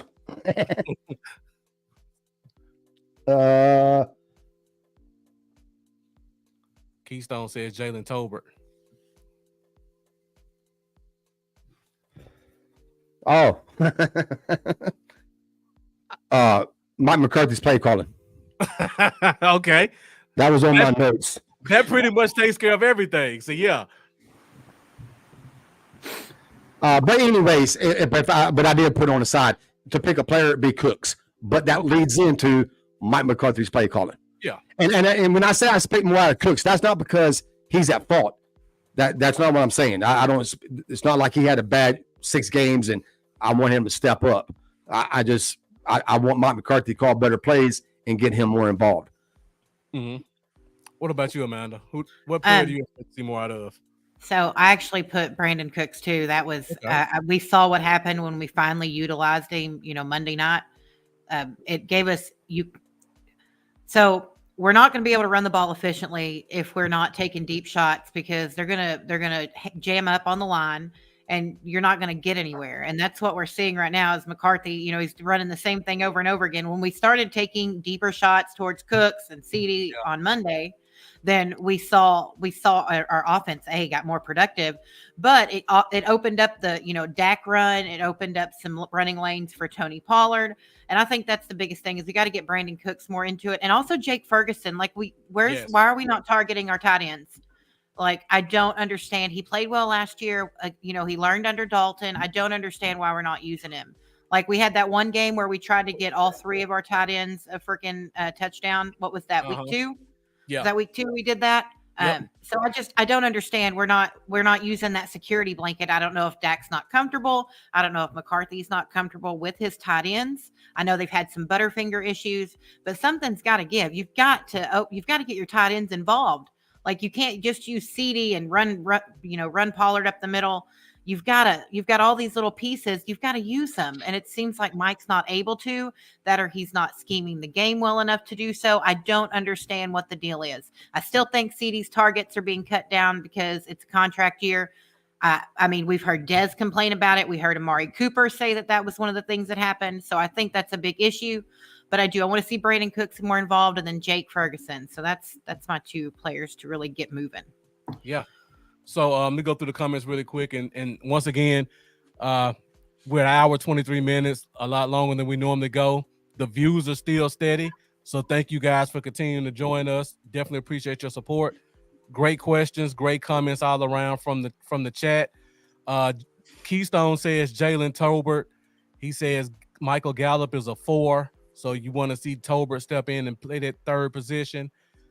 Jeff says Pollard, but use him different. And Shane Odom says the O-line in general. Definitely can agree with that. Jack Meeker saying the tight end Schoonmaker needs to be more productive. And Mendoza agreeing with both of you guys saying Cooks. And he also says Charlie's been pretty on point tonight with his rants. Thank you, Mendoza. Yeah, coming from Mendoza, that's a real compliment. Mendoza. Well, I was being serious. I wasn't being a smart ass. I know you were. I just want to say Mendoza's a really knowledgeable guy. Yeah, I know. No, he is. He's one of my favorite guys on the chats. We could probably, I'll just leave the show and put him up here, and he could. Yeah, I don't know why he doesn't do his show. Yeah, I think he likes being behind the scenes, but I mean, he gives great content either way. See, I got my guy Jay in the Bay joining us, 49er podcaster. Appreciate you tuning in on a late night show. Then we got Todd Corey saying Jay Lou should hopefully step up the second half of the season. Todd Corey, thank you for joining us on YouTube. If you haven't done so already, hit that subscribe button. As well as Stephen White, thank you for tuning in as well. All right, guys, so we're going to move ahead in the show. I had a couple of more, but we're going to skip past those. And we're going to go to the last segment of the show, which will be some over-unders. You guys have been sticking with us the whole time. We want to get more participation out of you. For you guys who are joining us for the show, over under is a segment where I give a statistic and you guys tell me whether or not we go over or under that statistic. So let's get into it and let's do some over-unders. Over-under. Guys, first over-under. The show pretty much just ended. Everybody's talking about Brandon Cooks. So Brandon Cooks has not had less than 500 yards for his career. He is currently sitting at, I believe, 103 yards receiving for the year. So with 10 games left, over under 400 yards for Brandon Cooks the rest of the year to get him to 500.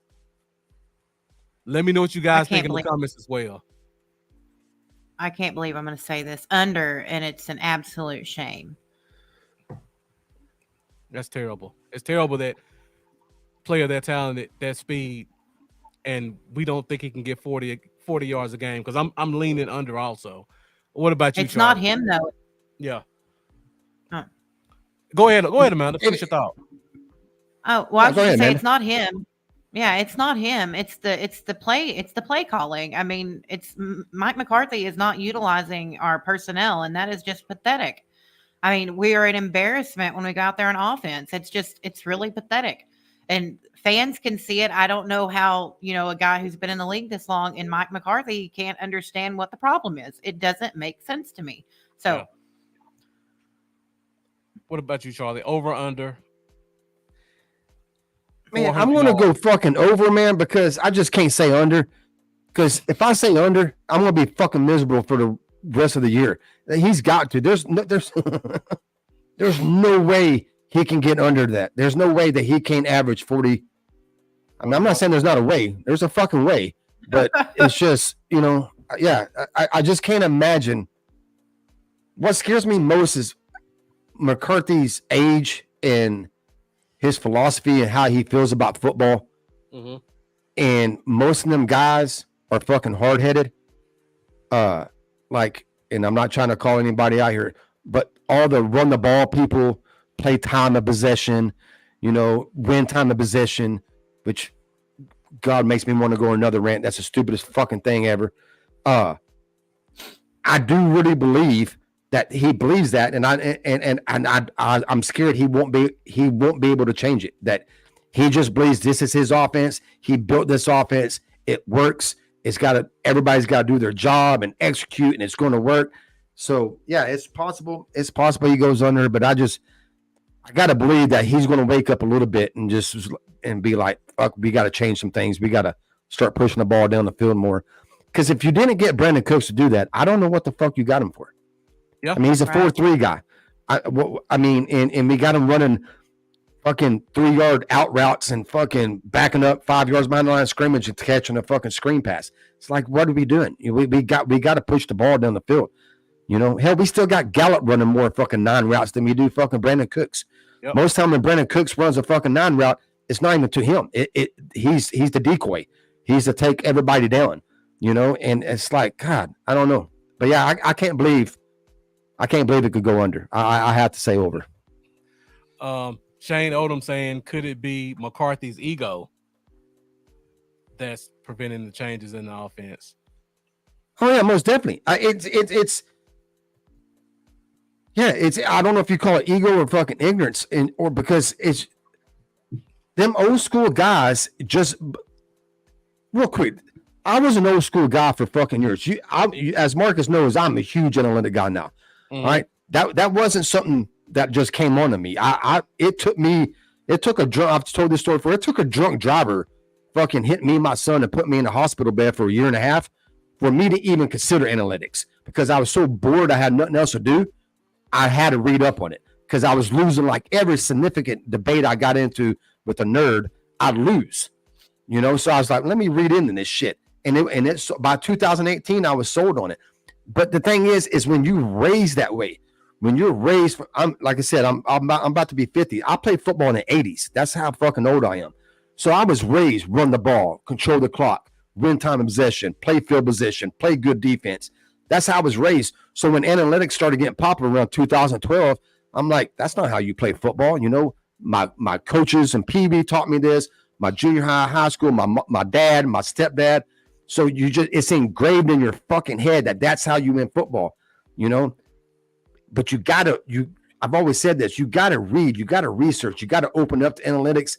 It will make you a smarter fan. It will make you a better play caller if you're a coach. If you're just dead set on old school ways, you're not going to win football games in 2023. You're not going to get where you want to go by playing that. You're not going to get to where you go being a run dominant team.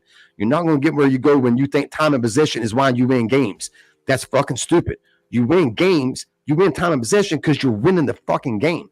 There's a reason why when you're tied 7-7, 0-0, 10-10, there's a reason why you're throwing the ball around 56% of the time and running around 44%. There's a reason why when you jump up by 7 points, that run percentage jumps up to around 49, 50% because you got the lead and you can run the ball. And then when it jumps up to 14 points or 2 scores, it jumps up to like 52, 53% run. Okay. You didn't win the game because you control time of possession. You control time of possession because you won the fucking game. You're winning the game, so you're able to run the ball. Because if you're down by 7, you're not running the ball. If you're down by 14, you're not running the ball. You can run the ball when you have leads, you know. So, but that's how old school coaches think. And yeah, it's hard-headed. It's ignorance. It's not. And another thing I don't understand is we have a huge analytic team now. Some of the best analytic guys out there we hired this past offseason. Mm-hmm. I don't know what the fuck they're doing. I mean, I know they're giving McCarthy the information, and he's nothing to show for it. I don't know what he's doing. I mean, early down runs, early down fucking passes behind the line of scrimmage, you know, which is basically just an extension of the run game. You know, like I said, it's just open your mind, people, and study analytics. There's so much data and information out there that just shows you how the easiest path to move the ball, to score points, to win games, you know, and running the ball, being heavy run team, trying to control the clock to play into your defense. That's the most hardest way to win games. And that's what we're trying to do. And it mind boggles me that we're doing that in 2023. All right. So Charlie goes into his rant about running the ball. And of course, my next over under is, so far, Tony Pollard's averaging 60 yards a game. He's sitting right at 370 yards rushing. For the year, he needs roughly 600 yards to hit 1,000. Over under 600 rushing yards for Tony Pollard the rest of the season to get to 1,000. Amanda, what do you think? What's the math on that, Marcus? Under.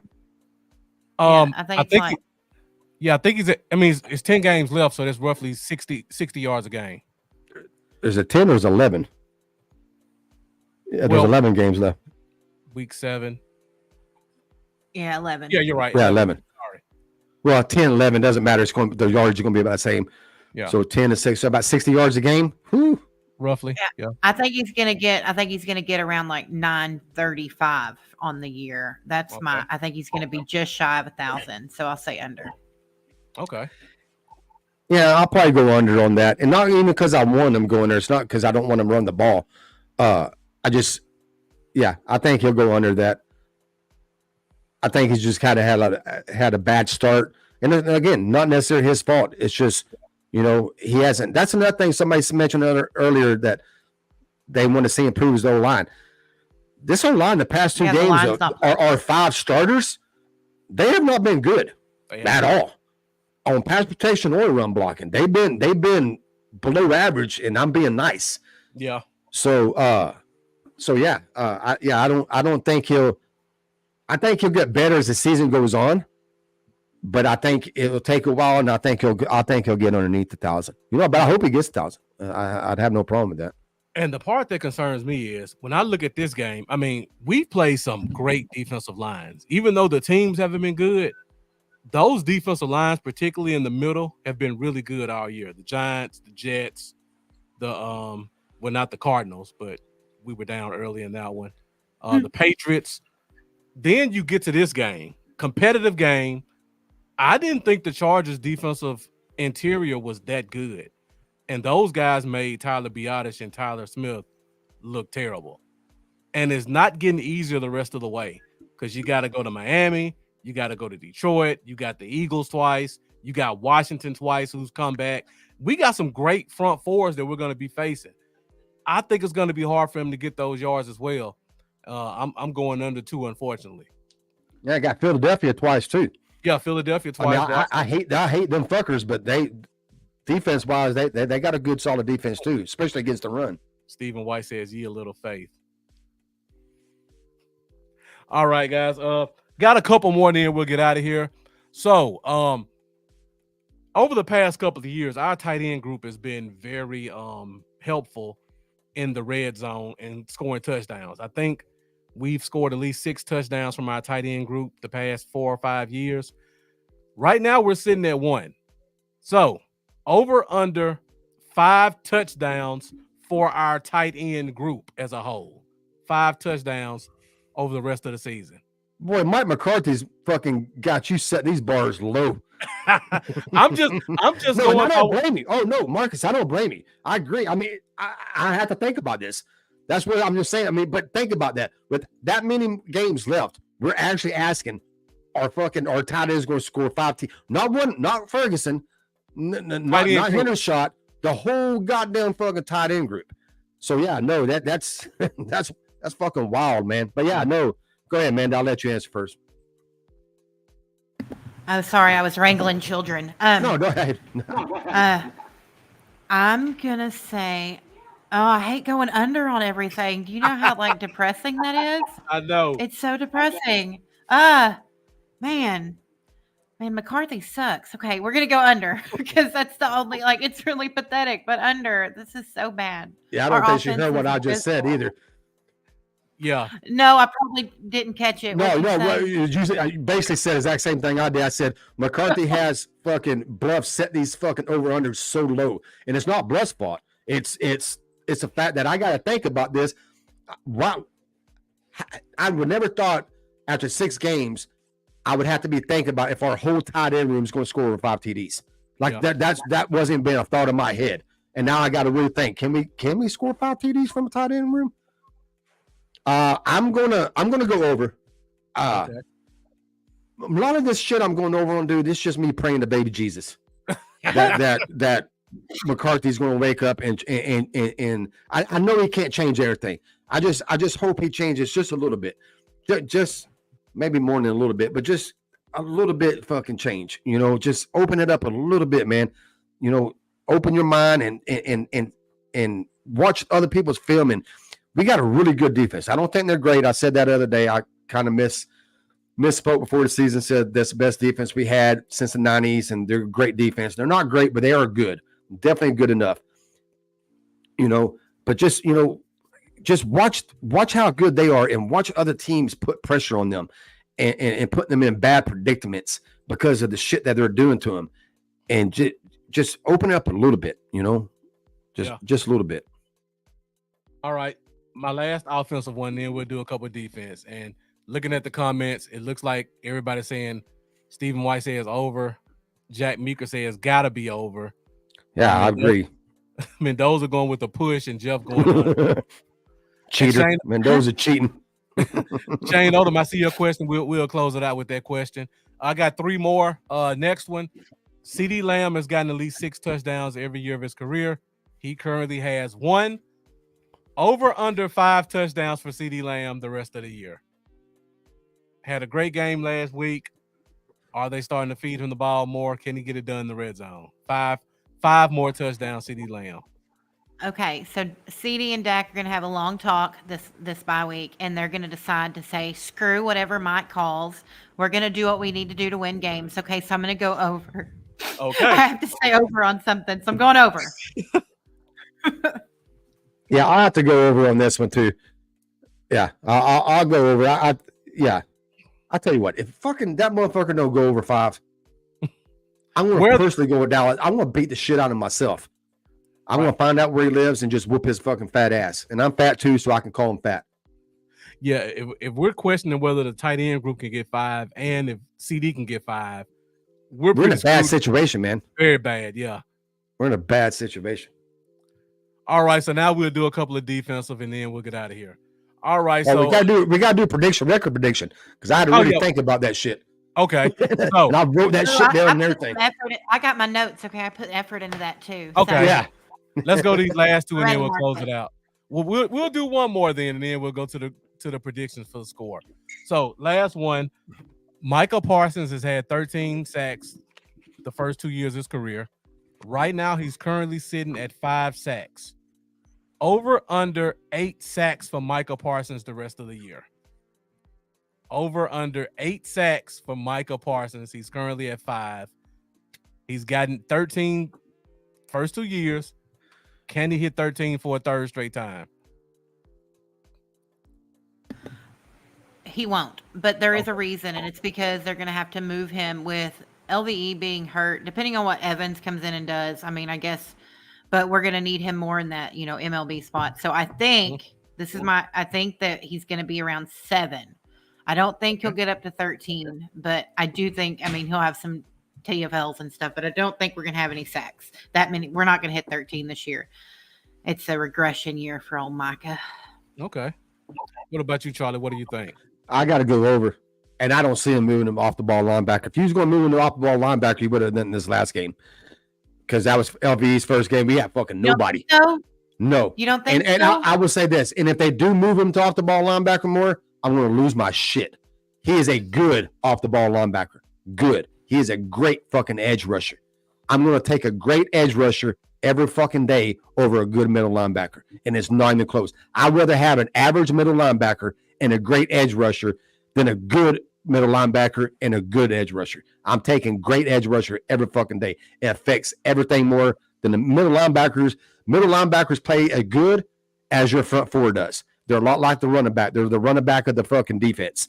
What are their front four, the people in front of them, they depend highly on them front four.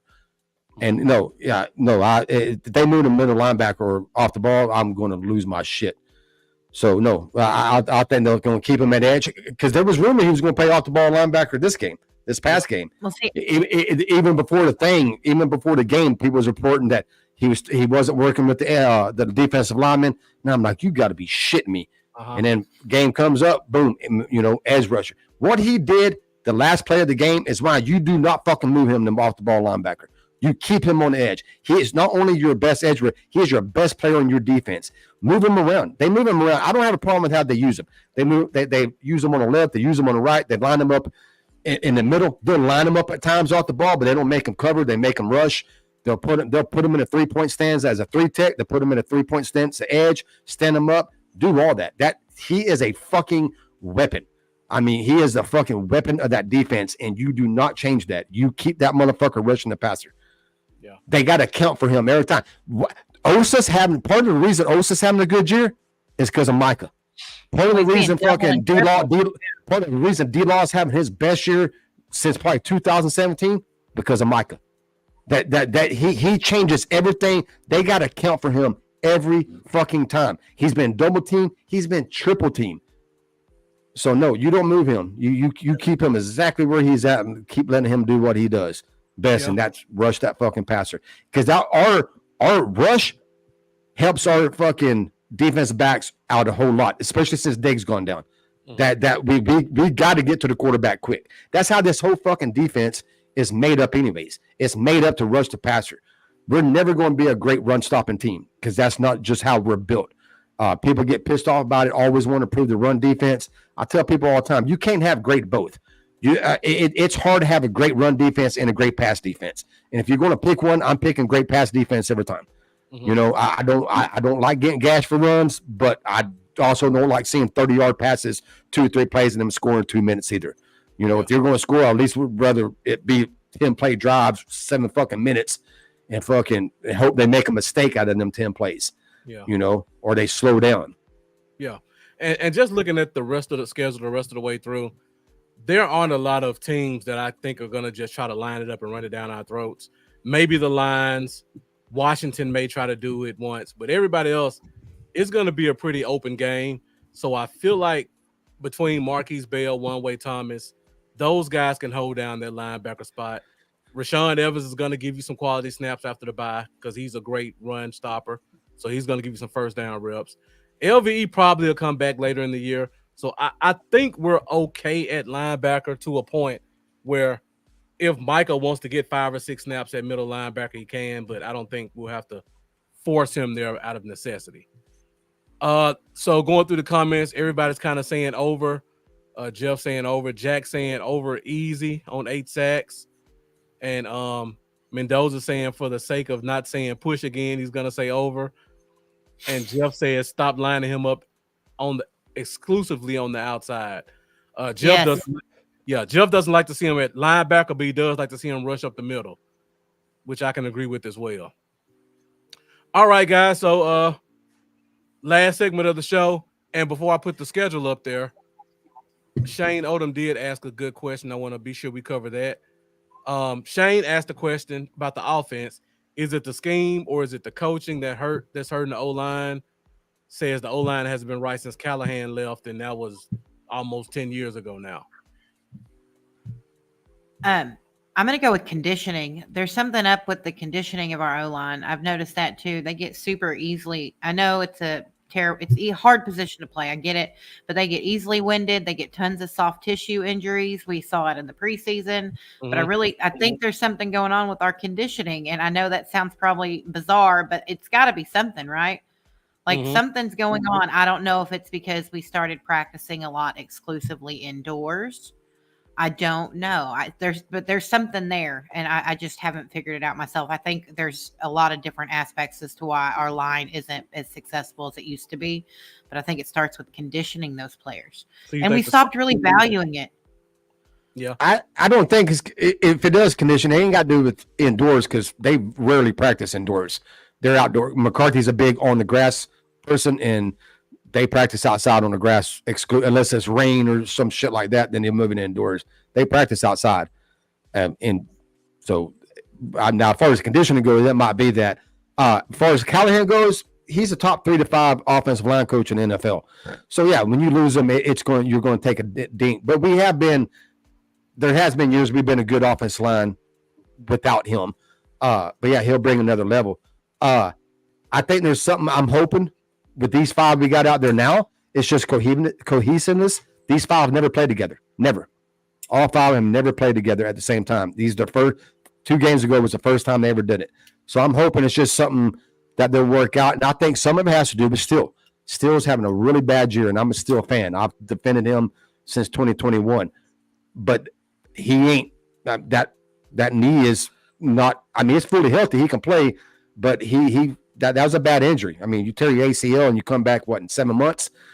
It's hard for you to get back to where you was right away. So I think as the year goes on, I think they'll get better. As long as all 5 of them can stay healthy, I think they'll get better. I think they'll work together more, get their timing down more. You also got to remember, Zach Martin also didn't fucking play all fucking pretty much most of training camp.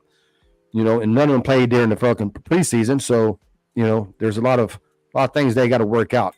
I got faith in them. I mean, they're Tyron ain't a Tyron, no, but he's still one of the top 5, maybe 10 tackles in the NFL. Tyler, if he can take care of some of his holding calls and some of his penalties, he's good. He's a beast on run blocking. Biadasz is kind of having a little bit off year, or at least a couple of games. He's kind of, especially last game, but I think he'll bounce back. Martin's Martin, and like I said, still, I'm just hoping he can get better, with every game, and recover from that injury a little bit better than he has. All right, guys. So show is almost at 2 hours. The views are still staying consistent. So thank you guys for sticking with us. A lot of great content tonight. Appreciate all the questions. Appreciate all the comments you guys been leaving. We're gonna do our last thing, and we're gonna look at the schedule going forward, and we want to get you guys predictions on how many games you think we win the rest of the year. Should be an interesting way to close out the show. So let me just pull the schedule up really quick so we can take a look at it. And I see I got my guy Derek Richardson Sr. in the comments. He asked I guess he's asking where am I located? Derek, I'm located in Memphis, Tennessee. All right, so let's look at the schedule really quick. So 1, 2, 3, 4, 5, 6, 7, 8, 9, 10. So we do have 11 games left. Next game is against the the Rams. We still have to have our 2 games against Washington and Philly, and then we have to play the AFC East, Detroit Lions, Seattle Seahawks. So, a lot of difficult games still coming up. It's a couple of some that I would call some gimme games. So, you guys want to give me your record in total? Or you want to just go through every game quickly and say L or W? Go ahead, Amanda. I'll do both. Okay, so week 8. Both if you want. Okay, week 8. I mean, the views are still holding steady. So, guys, get in the comments. Start off week 8 against the Rams.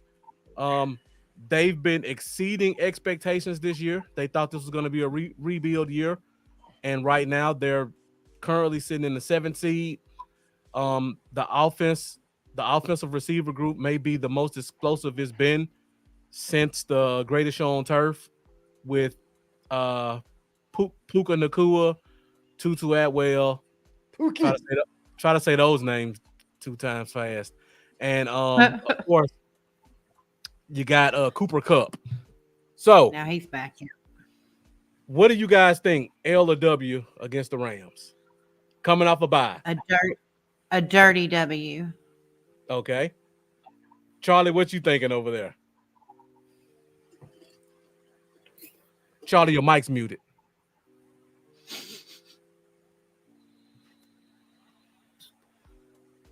Okay, it's not muted, but I can't hear you.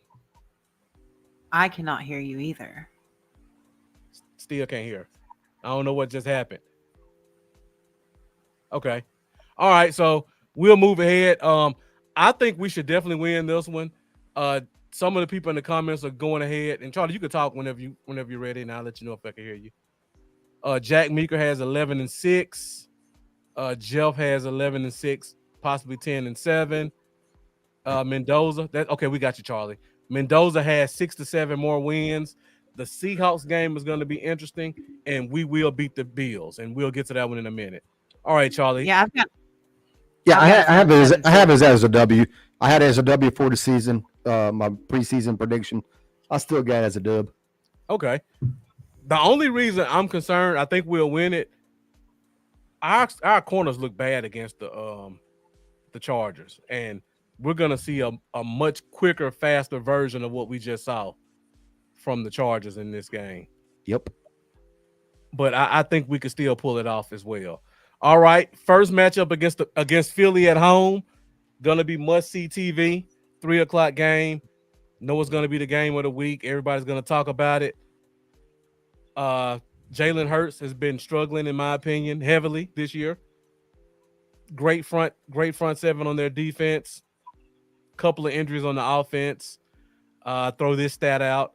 I believe Lane Johnson is probably going to miss that game based off what I'm hearing about that injury. And yeah, it was a lateral sprain, wasn't it? Yeah. Isn't that what I read? Yeah. I think they've only won like 5 games without Lane Johnson playing since he's been there. So, at Philly, what do you guys think? Win or loss? Win. Amanda with the quick win. Okay. Win. What about you, Charlie? It's on the road, so I'm going to put an L on it. Okay. So, Amanda, you gave that W pretty quick. What are your thoughts on that? Well, I'm looking at the Lane injury, but I also there's just something about the way Dak Prescott plays against our division rivals, and I don't know what it is, but that man comes alive when we play against Philly. You see it every year, year in, year in, year out. So that's my thing. I see us winning that game, but I actually see us dropping the one at home. I don't know why, but that's my prediction. So okay. So I see a lot of people just putting their full wins and losses. I see my guy Terry Rudd, Niners fan, follows the Cowboys closely because we're good friends and we talk a lot of football. He has 4 more L's for the team. Jeff thinks we'll split with the Eagles. Terry also says Rams is a tricky one. And then Keenan Roy looks like a new name, so thank you for joining. He says Sean McVay is a Shanahan disciple along with Kyle, so expect to see a little bit of that. Hopefully not that Niners repeat. So let's go to the Giants game, Week 10, a game that I'll be in attendance for. So I'm hoping it's a W. Are you going to that game, dude? Yeah, Yeah, I've been saving for that game. So all right, you and your pops going with you? He doesn't go to the games, but he'll be there. So That's how my dad is. My dad don't go to games. He's actually traveled to Dallas, and we go to games. He doesn't go. He just said get him a case and turn the TV on, and he'll hopefully see us on TV. Yeah, my dad don't like I guess he don't like being around a bunch of people. Yeah. So my friend Jeff that's in the comments, Jeff will actually be there. So he and I and a couple other people are going. Cool. So yeah, Giants game, we embarrassed them week 1. They actually look better without Daniel Jones. Based on his injury, he may not be available. Oh, no lies. So, win or loss, do we sweep them? Sweep. Yeah, I agree. We got them. Is it going to be as bad as last time, or will they make it competitive? What do you think? I mean, 40-0. It's hard to get worse than that. So, yeah, I think it'll be more competitive. I mean, I don't think it'll be competitive, but more competitive than 40-0. Yeah. Okay. It's hard to shut out a team. I mean, really it is. I mean, not even a fucking field goal. That they didn't even get close enough for a field goal. That's hard to do. That is, yeah. Keenan Roy says we're beating the Giants, Panthers, Commies, Seattle's 50-50. So let's move on. At Carolina, in my opinion, I feel like this could be a trap game. It'll like Arizona. Yeah. They got a running back that knows us, and Miles Sanders. Got a rookie quarterback who's mobile, who we struggle with. Receiving core is decent. They don't show it on the field, but just looking at the players, I think they're okay. I don't think we'll lose this game, but I feel like just going there, this is their homecoming. It could be a trap game that looks a little closer than it should. What do you guys think? Amanda? Carolina? Well, I have it as a win. So. Okay. Yeah, I have it as a win. So is it somewhat close, or you just think we just go in there and handle business? I think it's going to be by 3 because we always play down to our opponents. We're going to win by 3. And also remember, this is the game before Thanksgiving too, so they're probably gonna kind of lower the standards a little bit, looking ahead to that big rivalry Thanksgiving game. Yeah. So this is one I have circled on the calendar that could make us look really bad, even if we win in a competitive game. What about you, Charlie? You kind of with me? Yeah, no, yeah, I think, I don't think any game is easy. A couple we made easy, but not because our offense made it easy, just because our defense with the turnovers and the points off turnovers and shit like that. Because if our defense doesn't get points off turnover or points off turn interceptions or fucking interceptions for touchdowns and shit like that, we're always going to keep it close because that's just how Mike McCarthy plays. That's how he's called games, So, but yeah, no, I see it more than a field goal. I see it probably by a touchdown, but okay, yeah, I think it'd be more competitive than I don't think we'll blow them out. Yeah, and Terry saying Phillies, both games at Philly, Miami, Detroit are tough. He says Rams and Buffalo are 50-50.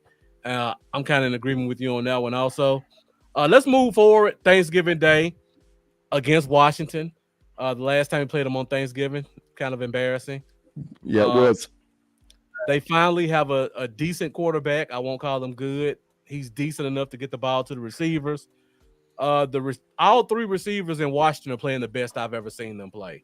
Like, they're really getting stuff from Curtis Samuel and Jahan Dotson, and McLaurin's just McLaurin out there, and Brian Robinson in that new Eric Bieniemy scheme is running hard. Defensive line is 100% healthy, looking good so far.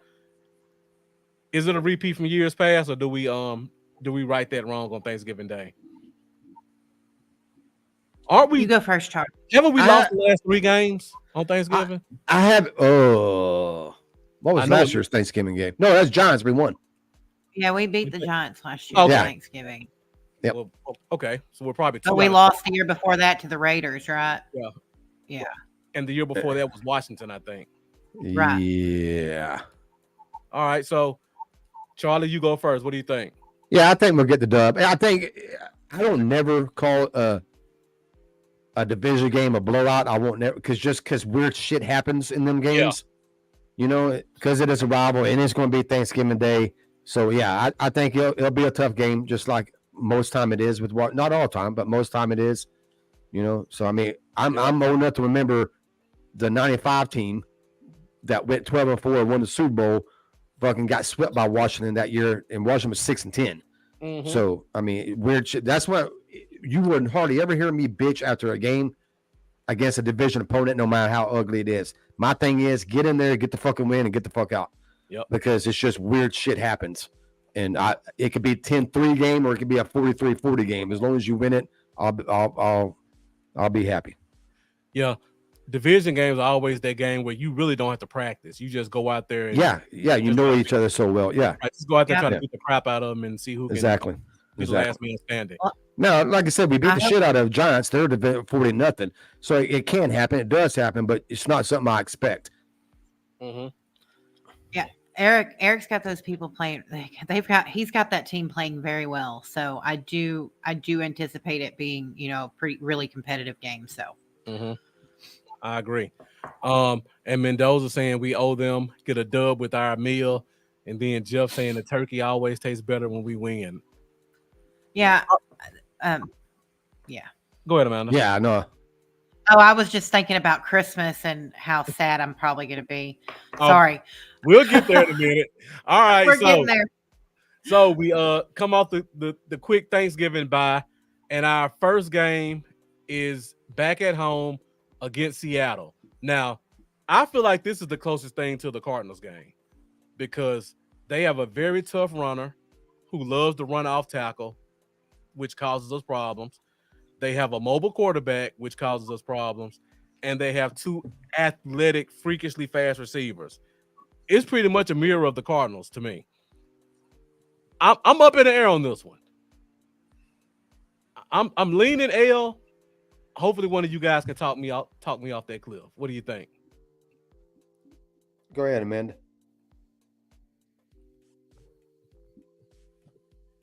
If you're talking, I can't hear you, Amanda. Amanda, if you're talking, I can't hear you. Okay. Can you hear me?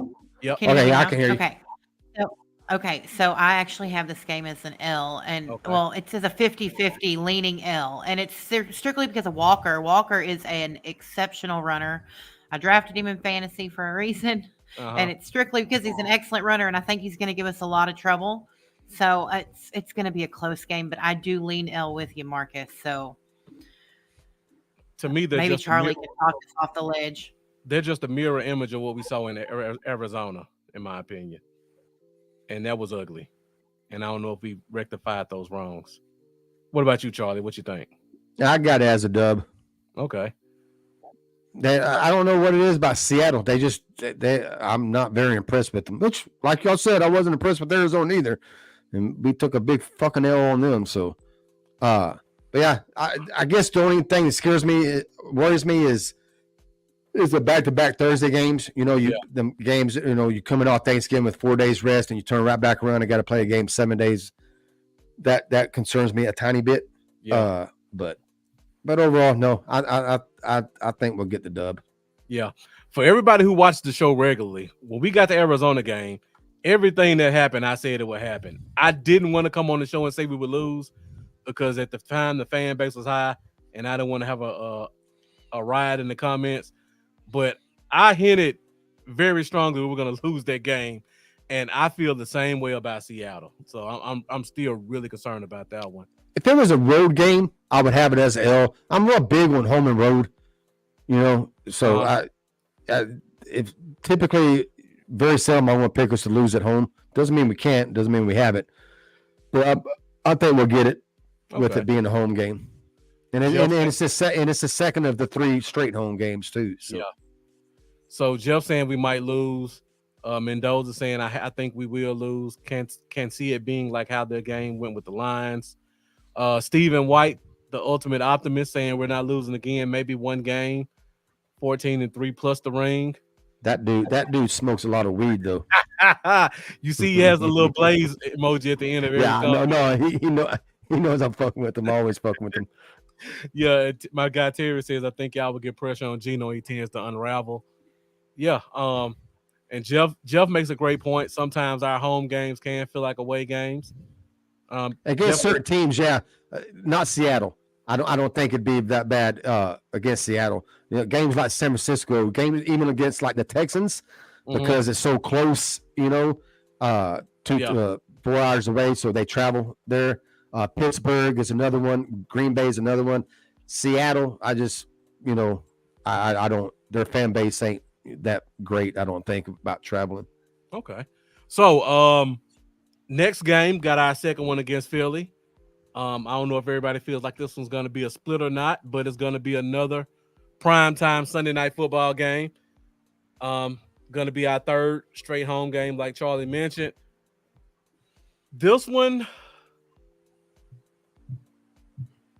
I don't like what I'm seeing from Philly. I don't want to be one of those guys and seem like I'm a hater, but Charlie, you I know you had the sheet up there.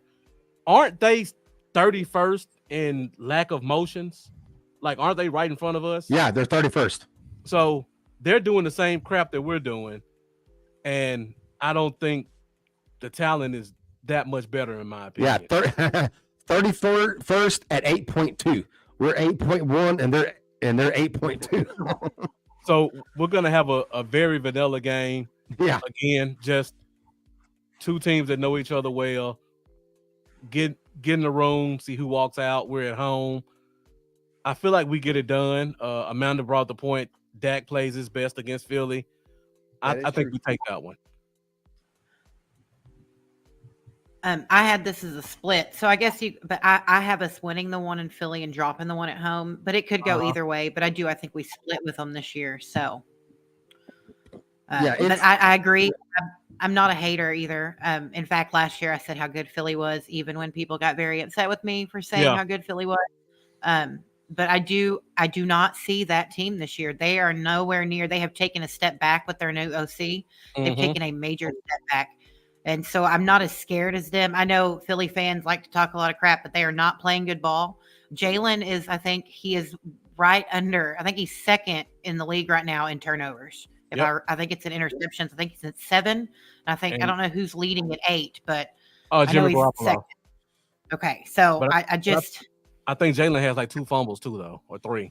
Yes, 2 or 3. I know it was almost 4 interceptions last game, but you don't hear about that. Only when Dak does it. So, but it is. I'm not as impressed, but I do think we split. So it'll go either way. So I'll go 50-50 on both the Eagles games just because I think we pick one up and lose one. So, okay. All right. So next game coming off our 3-game home skid, we go to chilly Buffalo in December. Outdoor stadium, right? What's that? Buffalo's outdoor stadium. Yes. Okay. Oh, hell yeah. It is. So we're going to the outdoor stadium. And they're building a brand new one that's going to be outdoors. So at Buffalo. Now, I feel like we're gonna win this one. And I just feel like I don't trust Josh Allen. And I know my friend Jeff is gonna get in the comments, but Josh Allen is one of the biggest turnover machines, one of the poorest decision-making quarterbacks in the NFL. Preach. Especially when you play a team that puts pressure on him, which I think we can do. So they do have some weapons who can get behind the secondary, and I hate we don't have the Diggs versus Diggs that we were hoping for. But I feel like we're gonna go into Buffalo and take that one just because of Josh Allen and the mistakes that he's known to make.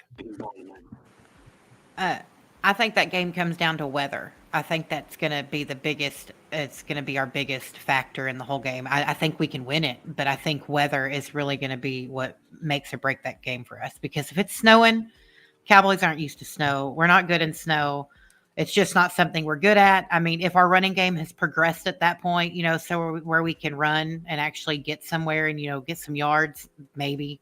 But I think weather is going to be the biggest factor in that game. Not even playing. It's just going to be, is it snowing? Because if it's snowing, I have it as a loss. But I think that if it's, decent weather and just cold, I think we'll win. You know what? To push back a little bit, Amanda, I think our team is actually better capable of playing in the snow than the Bills as they're constructed. Yeah, because You we ain't think gonna so? throw fucking further than 5 yards in the field. And they don't have a running game. But And no, they're but Marcus, you are right. We are built different, and yeah, we're built for bad weather better than they are. And I McCarthy just don't know if Spray we're called getting it. used to it. Yeah, that's true. It's one thing to say you were built for it. It's another thing to go out in the 10-degree Execute weather it. and Yeah. try to play. Well, Yeah, I have us at an L. Neither of y'all are in Texas, right? So Yeah, I'm in right, Texas. Charlie, you're not- Yeah, Charlie's, you are in Charlie's Texas. well, Okay, Yeah, I I'm didn't in- realize. Yeah, I'm in East Texas. Okay, well, see, I'm in the Metroplex, but I will say that weather here is such a joke. We don't really get cold stuff. I mean, we do on occasion, but we're so spoiled when it comes to winter. I really worry about us. I just think about how we used to go into Green Bay and really just falter in the cold weather. So that worries me, and that's why I have this game really as a weather determinant game. So Yeah. Yeah, I have as an L. I had it as an L before the season start, and nothing has done anything to change my mind.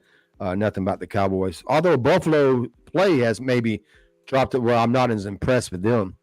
And I'm with you on Josh Allen, Marcus. I'm not going to get into Dak rant here real quick, but he's one of them quarterbacks that is consistently ranked ahead of Dak. And I always ask people, tell me why. Yeah. Tell me one thing. He has a stronger arm. Yes, he probably has the best arm in football as far as arm strength goes. Probably even better at Mahomes as far as just pure arm strength. If not, he's right behind Mahomes. And he runs.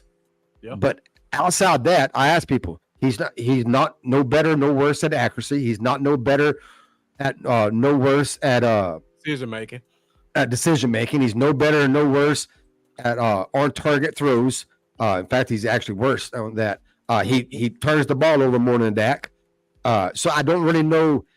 I think people see him and Herbert, and they just see the cannons, and they see 6'5", 230, big. Just they look like quarterbacks. You know, they're built like a fucking quarterback, and they see highlights. They see these plays that they just make these fucking throws that amaze me. You're like, damn, how did he do that? But they don't pay attention to all the shit in between them throws. Right. You know, they don't see all that shit in between them throws.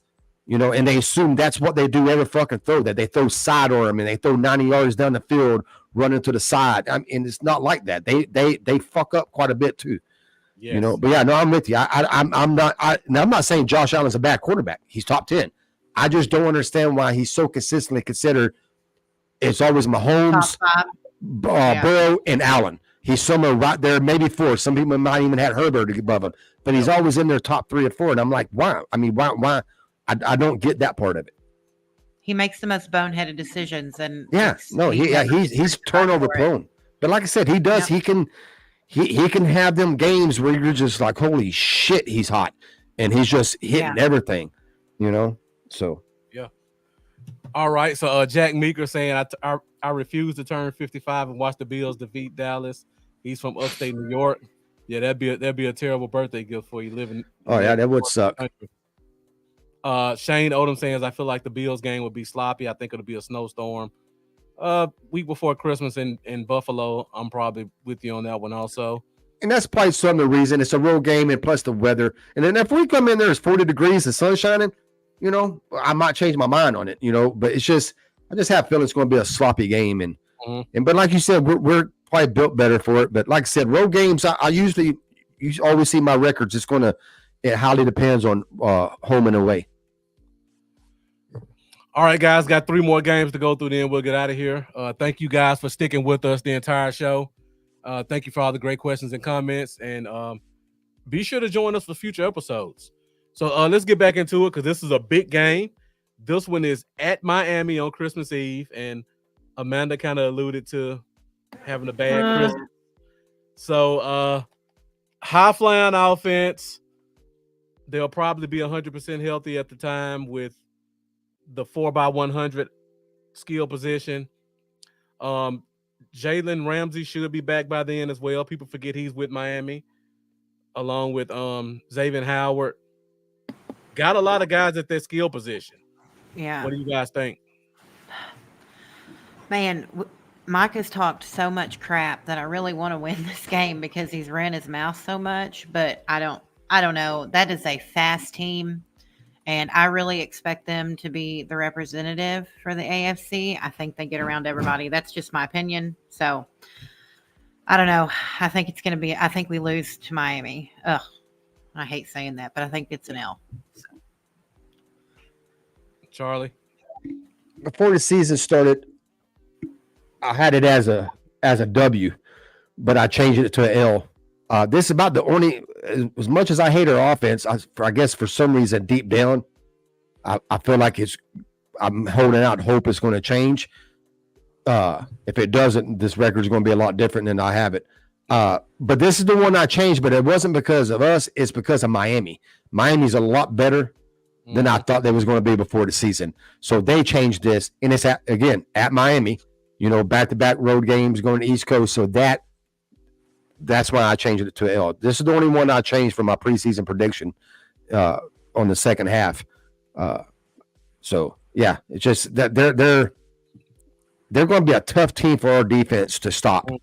Their wide receivers are, God, man, they scare me with our defensive backs. Yes. And shit like that. Now, if we can get pressure on Tua, that would help, so I think that it's going to depend on our pressure up front for how that game's going to go. But if we can't get pressure, if they can stop Micah and not stop them, but slow our pressure down, that game can possibly get real fucking ugly. Get way out of hand. What concerns me is, I'm shocked I'm saying this, the receivers aren't the biggest threat to me. Like Achane, that dude's averaging. He is something. He's averaging like 8 yards a carry. That dude's fucking amazing. I wish I could show the chart that they showed today. It's running back efficiency, EPA. That motherfucker on the chart is way up in the fucking corner by himself. Like nobody else is even fucking close to that dude. And they have Jeff Wilson Jr. coming back too, right? So Jeff Wilson Jr. coming back. And he was a running back I wanted. One reason because I'm kind of partial because I'm a Texas football fan. But when it comes to college, I root for all teams. But if you made me pull for one, I'm an Aggie fan, and so I'm a little biased with that. But that's I wanted him as a running back. I wanted us to draft him this year. Right. We don't know what Jeff Wilson's going to do, but I mean, we expect him to be really good. And then you look at Raheem Mostert; he's averaging 5.5 yards a carry with 9 touchdowns in 6 games. Yeah, it's crazy. It's crazy. No, you're right. I mean, it's. I think the receivers, just because our defensive backs and how they looked against San Francisco, and how they looked against San Diego, and I'm like, holy shit! But no, their run game is 100% fucking legit. Yeah, we're not catching. I look at the run game. I look at what we did with CMC, and if you look at what we did, what CMC put out there, what his numbers are, you would think the game would have been a different story. But so I have hope that that we can contain them. But the speed, it's speed kills, and they are fast, and they are loaded on the offensive side of the ball. So efficiency wise, they're number one in the NFL overall. They're number 2 in drop back EPA, and they're number 1 in fucking rush EPA. Like, they are very, very fucking efficient. Yeah. Stephen White just holding out hope on every one of these. Team depth comes into play. We're deep. He takes a toke every time he says that. We better put 7. I love Stephen though. I ain't gonna lie. We better put 7 safeties and corners on the field to keep up with these running backs. It's gonna be we better get away with some 12 men on the field. Just what is it? What team is it that gets pressure? I know Arizona was getting pressure with like 4 people. I don't know what they did. Yeah. Well, it's because of our line. The line was gone. We had what 3? We were down. Yeah, 3 starters was out. Yada and Tyron. So I mean, what do you expect? I don't think we're going to get that lucky. But we look at these games and we say win or loss. Wins, loss. But it's all going to come down to health. So they can a lot of them go either way. I mean, if we stay healthy and like right now, Achane is I think he's on IR, isn't he? Yeah, but he's on IR. He'll be back by then. Yeah. But like you, what if 8 weeks someone? away. It all depends on health. So we Yeah. can hope, that a miracle happens and someone. I mean, I don't mean that hatefully, and that's a key Yeah, player. you're not wishing I for don't it. want someone to get injured. Yeah, but Yeah, if that happens, maybe we stand a better chance. But yeah, that game is, you look at it now and you look at the way they're playing, and it's almost like, yeah, okay, just go ahead and ride home. Yeah. Tell them, yeah, sorry guys, sorry I not just to had a have TV luck. off and be wrapping gifts that night. yeah. I will say this: Shane Odom said he's not buying a Dolphins hype. I'll say this: there's no team right now that really scares me. That I think, man, it's impossible. I think it's pretty. Actually, the past 2 or 3 years has been like this. It's you got them 5 to I don't know 7 to 10 teams. I think anybody you just kind of look at, you like. If I look at Kansas City, I'm like, well, we can beat them, Yeah. or they can beat us. Buffalo, Miami. I mean, I think it's real close for everybody. I don't. As of right now, there's nobody pulling the weight. I think shit. San Francisco, I thought was a little bit, but I still just was not impressed with Purdy. For the simple fact he never played from behind. He's never had until last week. And then that's when you start seeing. I mean, it's easy to play football when you jump out to a 10-point lead and the other team is just, and you got a defense like he does.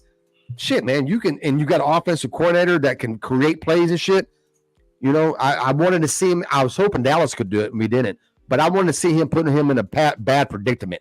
Make him say, okay, you got 4 minutes left, win this game for us. And I finally got to see it against Cleveland. But with that said, Cleveland, their defense is what fucking our locker room, Micah Parsons and them think they are. Yeah. Yeah. That fucking defense is amazing. Well, I mean, and it played into Cleveland's advantage. I mean, when CMC and Debo go down, I mean, Purdy, that showed us what Purdy doesn't have that. I mean, I was pretty high up on Purdy, and I still think he's going to be an excellent quarterback in this league. But you saw him lose those 2 key players, and it's like, oh, well, now he's got to do something on his own, and it's not there. I mean, that's just what it was. He can't carry the team, obviously, or he should have won that game because it was defense, but he couldn't do it. So. Yeah. All right, got 2 more games, then we'll close the show out. So the next game is another one that's kind of 50-50 in my opinion. And this is against the Detroit Lions at home. Detroit Lions are slowly becoming the darlings of the league. Wide receivers looking good. They're playing old school football, kind of like we're playing, running the ball in the A gap, drafting linebackers in the first round. Drafting a running back, linebacker, and tied in your first 3 picks. First three picks, yeah.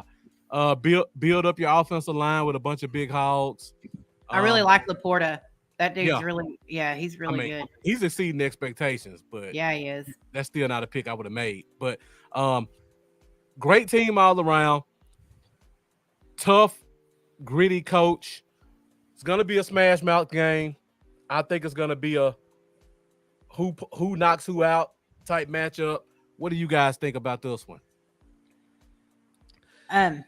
I had this as a win go into the season. I still think it's 50-50 because Amon-Ra St. Brown. I mean, you got Laporta and even Jared Goff's playing pretty dang good football. I mean, they're 5-1.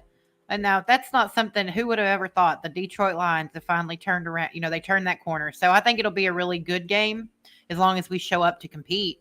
The issue is what Dallas team shows up. So if we show up and play to our potential, yeah, we can beat them. But if we play like we've been playing as of late, I don't even know if we can pull that win off. Yeah. So. Yeah, I got it as a W. I had it as a W before the season. I'm just not real big fan of Dan Campbell. I know a lot of people are. I mean, I love his bite the fucking kneecaps off and shit. I mean, what he reminds me of is my old coaches in high school. Mm-hmm. Just old school, just rough and tough and physical and shit like that. But again, I've moved into 2023 with my thinking, and that shit doesn't impress me. Their play calling doesn't impress me. Don't get me wrong, they're doing good. I have no argument against that. I just that I'm not very impressed with them as some fans are. I could be wrong. They can end up winning the Super Bowl this year. Who fucking knows? Yeah. But as of right now, I'm just not impressed. Okay. Just go through the comments real quick. Jeff says 50-50 leaning towards an L. You give Golf a running game and he'll kill you. Stephen White saying this is the game I had circled. And Jack Meeker also saying I have us losing this one. Mendoza saying we beat the Lions in a close one. And Keenan Roy joining us saying their offensive line is nice. Definitely that. I'm with you, Charlie. I like their head coach as a guy. They make a lot of stupid play calls. Yeah. He's somebody I would love to have a beer with. Yeah. And love to go get, especially when he's younger, because he's my age. He played football at A&M. He actually played, he was a tight end from a quarterback that I went to school with, actually played football with from the time I was 8 to all the way time I was in high school. Corey Pulig was a 4-year starter at A&M. So, yeah, when he had long hair, he partied. I would love, there's stories about him going to, Jason Garrett told stories about him going to biker bars and shit. So, yeah, he's the type of dude I love to party with. I love his attitude and his personality, but I'm not impressed with him overall as a head coach. Yeah, they go for it on 4th down, and the plays are not based on what the situation is. And you spend a first-round draft pick on a running back, and you don't even use them. That's a good point. And probably still won't use them even with the guy who they signed with an injury. Yeah. So last game of the year, repeat against Washington. I don't think we'll be able to sit this one out because I feel like we'll probably be fighting 5-6 seed, and you don't want to have to go to Philly. You want to get that 5 seed and get whoever comes out of the NFC South, which will probably be a home game for us, no matter which one of those teams has home, except New Orleans. So I think we're going to have to try to win this game. And in my opinion, Washington may be in the run for that 7 seed also because it's still wide open in NFC. So what do you guys think about week 18 against the Commanders? I have it as a win, and I think it's because they want revenge off of that abysmal outing last season. That last game last year, that was terrible. I honestly thought we were going one and done again before we headed to Tampa. Yeah. We looked so terrible. So I think we win. I expect to win that game. Yeah. Before the season started, I had it as an L because I thought we had everything locked up. I actually kept it as an L because I'm with Marcus in the sense that something's wrong with the Eagles. And I don't think I still think that there's a real good chance that game won't be needed. Because I mean, Eagles has Miami. Then they have at Washington, which ain't no slouch team. You know, it'll be a competitive game. Then Washington, they have us very well against them too. Yeah, they have us. Yeah, then they have at Kansas. Yeah, at Kansas City. Then they have Buffalo. Then San Francisco. Then at Dallas. I mean that, and then they got at Seattle. You know, so I mean, like I said, I think they're going to lose, 2 or 3 of them games, and I think, and like I said, a lot of them same games that we got them same people too, but we don't got Kansas City, and they got to go to Kansas City, and that's going to be tough. They got Miami, but they got them at home, and we got Miami on the road. But I actually have us losing to Miami, so there's that. Then they got us at home. They got to go across country to Seattle. That's big. Exactly. And then Buffalo and then San Francisco ain't going to be no easy game. That's San Francisco wants revenge because they thought they should have won that game last year, which I agree. I think if Purdy would have stayed healthy, San Francisco would have been in the Super Bowl. Yeah. Because they barely beat them with their fucking 4th-string quarterback. Yep. And then they got us at Dallas. So and like I said, Seattle, they got to come all the way down to Central Time with us, play a division rival, go back home, then next week go all the way to the West Coast and play. So they got a pretty good gauntlet that they have to go through here quickly. Yeah. So we'll see. Marcus and I actually discussed this quite a bit in the chat. We were discussing how we didn't want to be haters, but we had it at what? I was saying 3-3 to be fair, but honestly, I see them easily going 2-4. Hell, honestly, 1-5 is even an option. And then if you want to count the next Dallas game, they could very well come out of it, 2 wins. And then if we can keep winning, if we can win the games we have in front of us, I can see us getting a lead this next month in that division seat. So that's what I'm hoping for. You're good, Charlie. Sorry, guys. If we do need the game against Washington real quick, I think we'll win it. So I'm keeping it as L for now, but only because I don't think we'll need it. But if we need it, I think we'll get the L. I'm not going to say it's a problem. I'm just going to say I think we'll get the L. All right, guys. So go ahead, Charlie. Right, real quick. That's Washington might still be in the hunt. Hell, yeah. If they keep it up, they might be in the hunt for the fucking division still, depending on how we play, Philly plays, and how they play. So they might have to have that fucking game, and we might have to have that game, and that's going to be a hell of a game to end the season. Fucking both of us needing that game.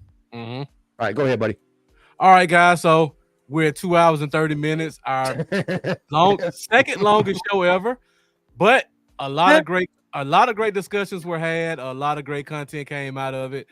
The comments were going nonstop the whole time, so we definitely kept them engaged, and they were locked in. And the views haven't dropped much, which is really good, considering how long of a show we had. Yeah, so how late it is.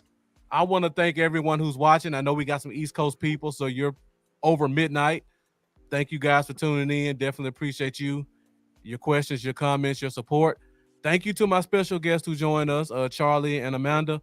So before we go, let everybody know kind of where you are, what you're doing, and how they can follow and support. Amanda, we'll start with you in DC4L. So you can check me out in DC Frills, the page, hashtag DC Frill is the group. We are a only Cowboys fans group. You won't find none of the riffraff in there. It is solely a safe place for Cowboys fans to come and discuss all the good, all the bad, and everything that is Cowboys football. And we'd love to have you. You can even check us out on Patreon, win signed memorabilia and merch. Not to mention we give away signed memorabilia for free just for being a member of the group. So come find us. And we even do fantasy football. There's all sorts of stuff. Come check us out. Yeah, definitely a great organization to be a part of. I've been in the group for a couple of years, and now I'm a behind-the-scenes mod. And trust me, we do a lot of weeding out. So it's definitely going to be, we give people a chance to debate, but we try to keep it cordial. And a lot of knowledgeable people in there. They give away a lot of prizes. They're very giving. They get a lot of sponsorships. So it's a great organization to be a part of. If you can't watch the games on Sundays, they have ways for you to watch those as well. I don't want to say that because of copyright reasons, but it's a lot of great opportunities being a part of DC4L. And if you watch the show, you know that our question of the week is powered by DC4L. All right, Charlie, let the people know where they can find you at and what you're doing. On X, Twitter, whatever you call it, Dallas Cowboys U1. YouTube, Established the Pass. And that's pretty much it. Oh, and one more thing. Everybody here is sub to Bluff. Obviously, if you're watching right now, if you're watching this show afterwards and you ain't sub Bluff, sub to him. Yes. I've said it before and I'll say it again. He's the best content creator we have. You got to sub to him. You got to watch him. You got to watch him to understand. He's not like other content creators, including me. I'm not knocking all of them. I'm knocking myself. He doesn't raise his voice. He doesn't scream. He doesn't go on rants. He fucking analyzes the fucking game. And that's what he does. Yes. He does it. He's not going to say over the top shit about topics that make no fucking sense. He analyzes the fucking game. He's not going to go on rants. He doesn't drop F-bombs like me. He just analyzes the game, and he's like I said, pound for pound, he's a pure best content creator we have at Dallas Cowboys. Agreed. Like I said, if he was like others, he would have more subs because they just do things to get subs. But anyways, go sub to him if you're watching this afterwards. Go sub to him. You're not going to find a better person that analyzes the game and breaks down the game like he does. And Jeff has been pushing these Charlie Rant shirts all show. So Charlie, it sounds like you need to get some shirts. I almost want to change my name of my channel to Charlie Rants. Actually, I had that thing at one time when it's still DCU. I started when Rack and everybody dropped out. I had it as Charlie Takes, but it was still under DCU. But then I kind of wanted to change the whole format and just go a whole nother direction. because DCU was me and Eric and Rika, and then me and Rika. So I felt weird keeping DCU. I just wanted to go on my own. Yeah, I understand that. I mean, I like the Cowboy Zone, but it's me and Lambo. So next season, it may be a different name, but we'll see. But great show, everybody. Charlie, if you change to Charlie Rants, make sure you give Jeff credit because he's been putting in the comments for the entire time. I'll get you 10% of anything I make. You can be my manager, my agent. Your wife can make the shirts, Joe. All right, guys. So you can find me on Facebook and YouTube at Love Cowboys. You can find me on X at Love Cowboys. Be sure to tune in every Wednesday, 8:30 Central Standard Time for next week's episode of the Cowboy Zone. We'll have a special guest from the LA Rams, Payo Rams, great podcast on the West Coast. We'll be talking Cowboys and Rams on the show before, and we'll take your questions and comments.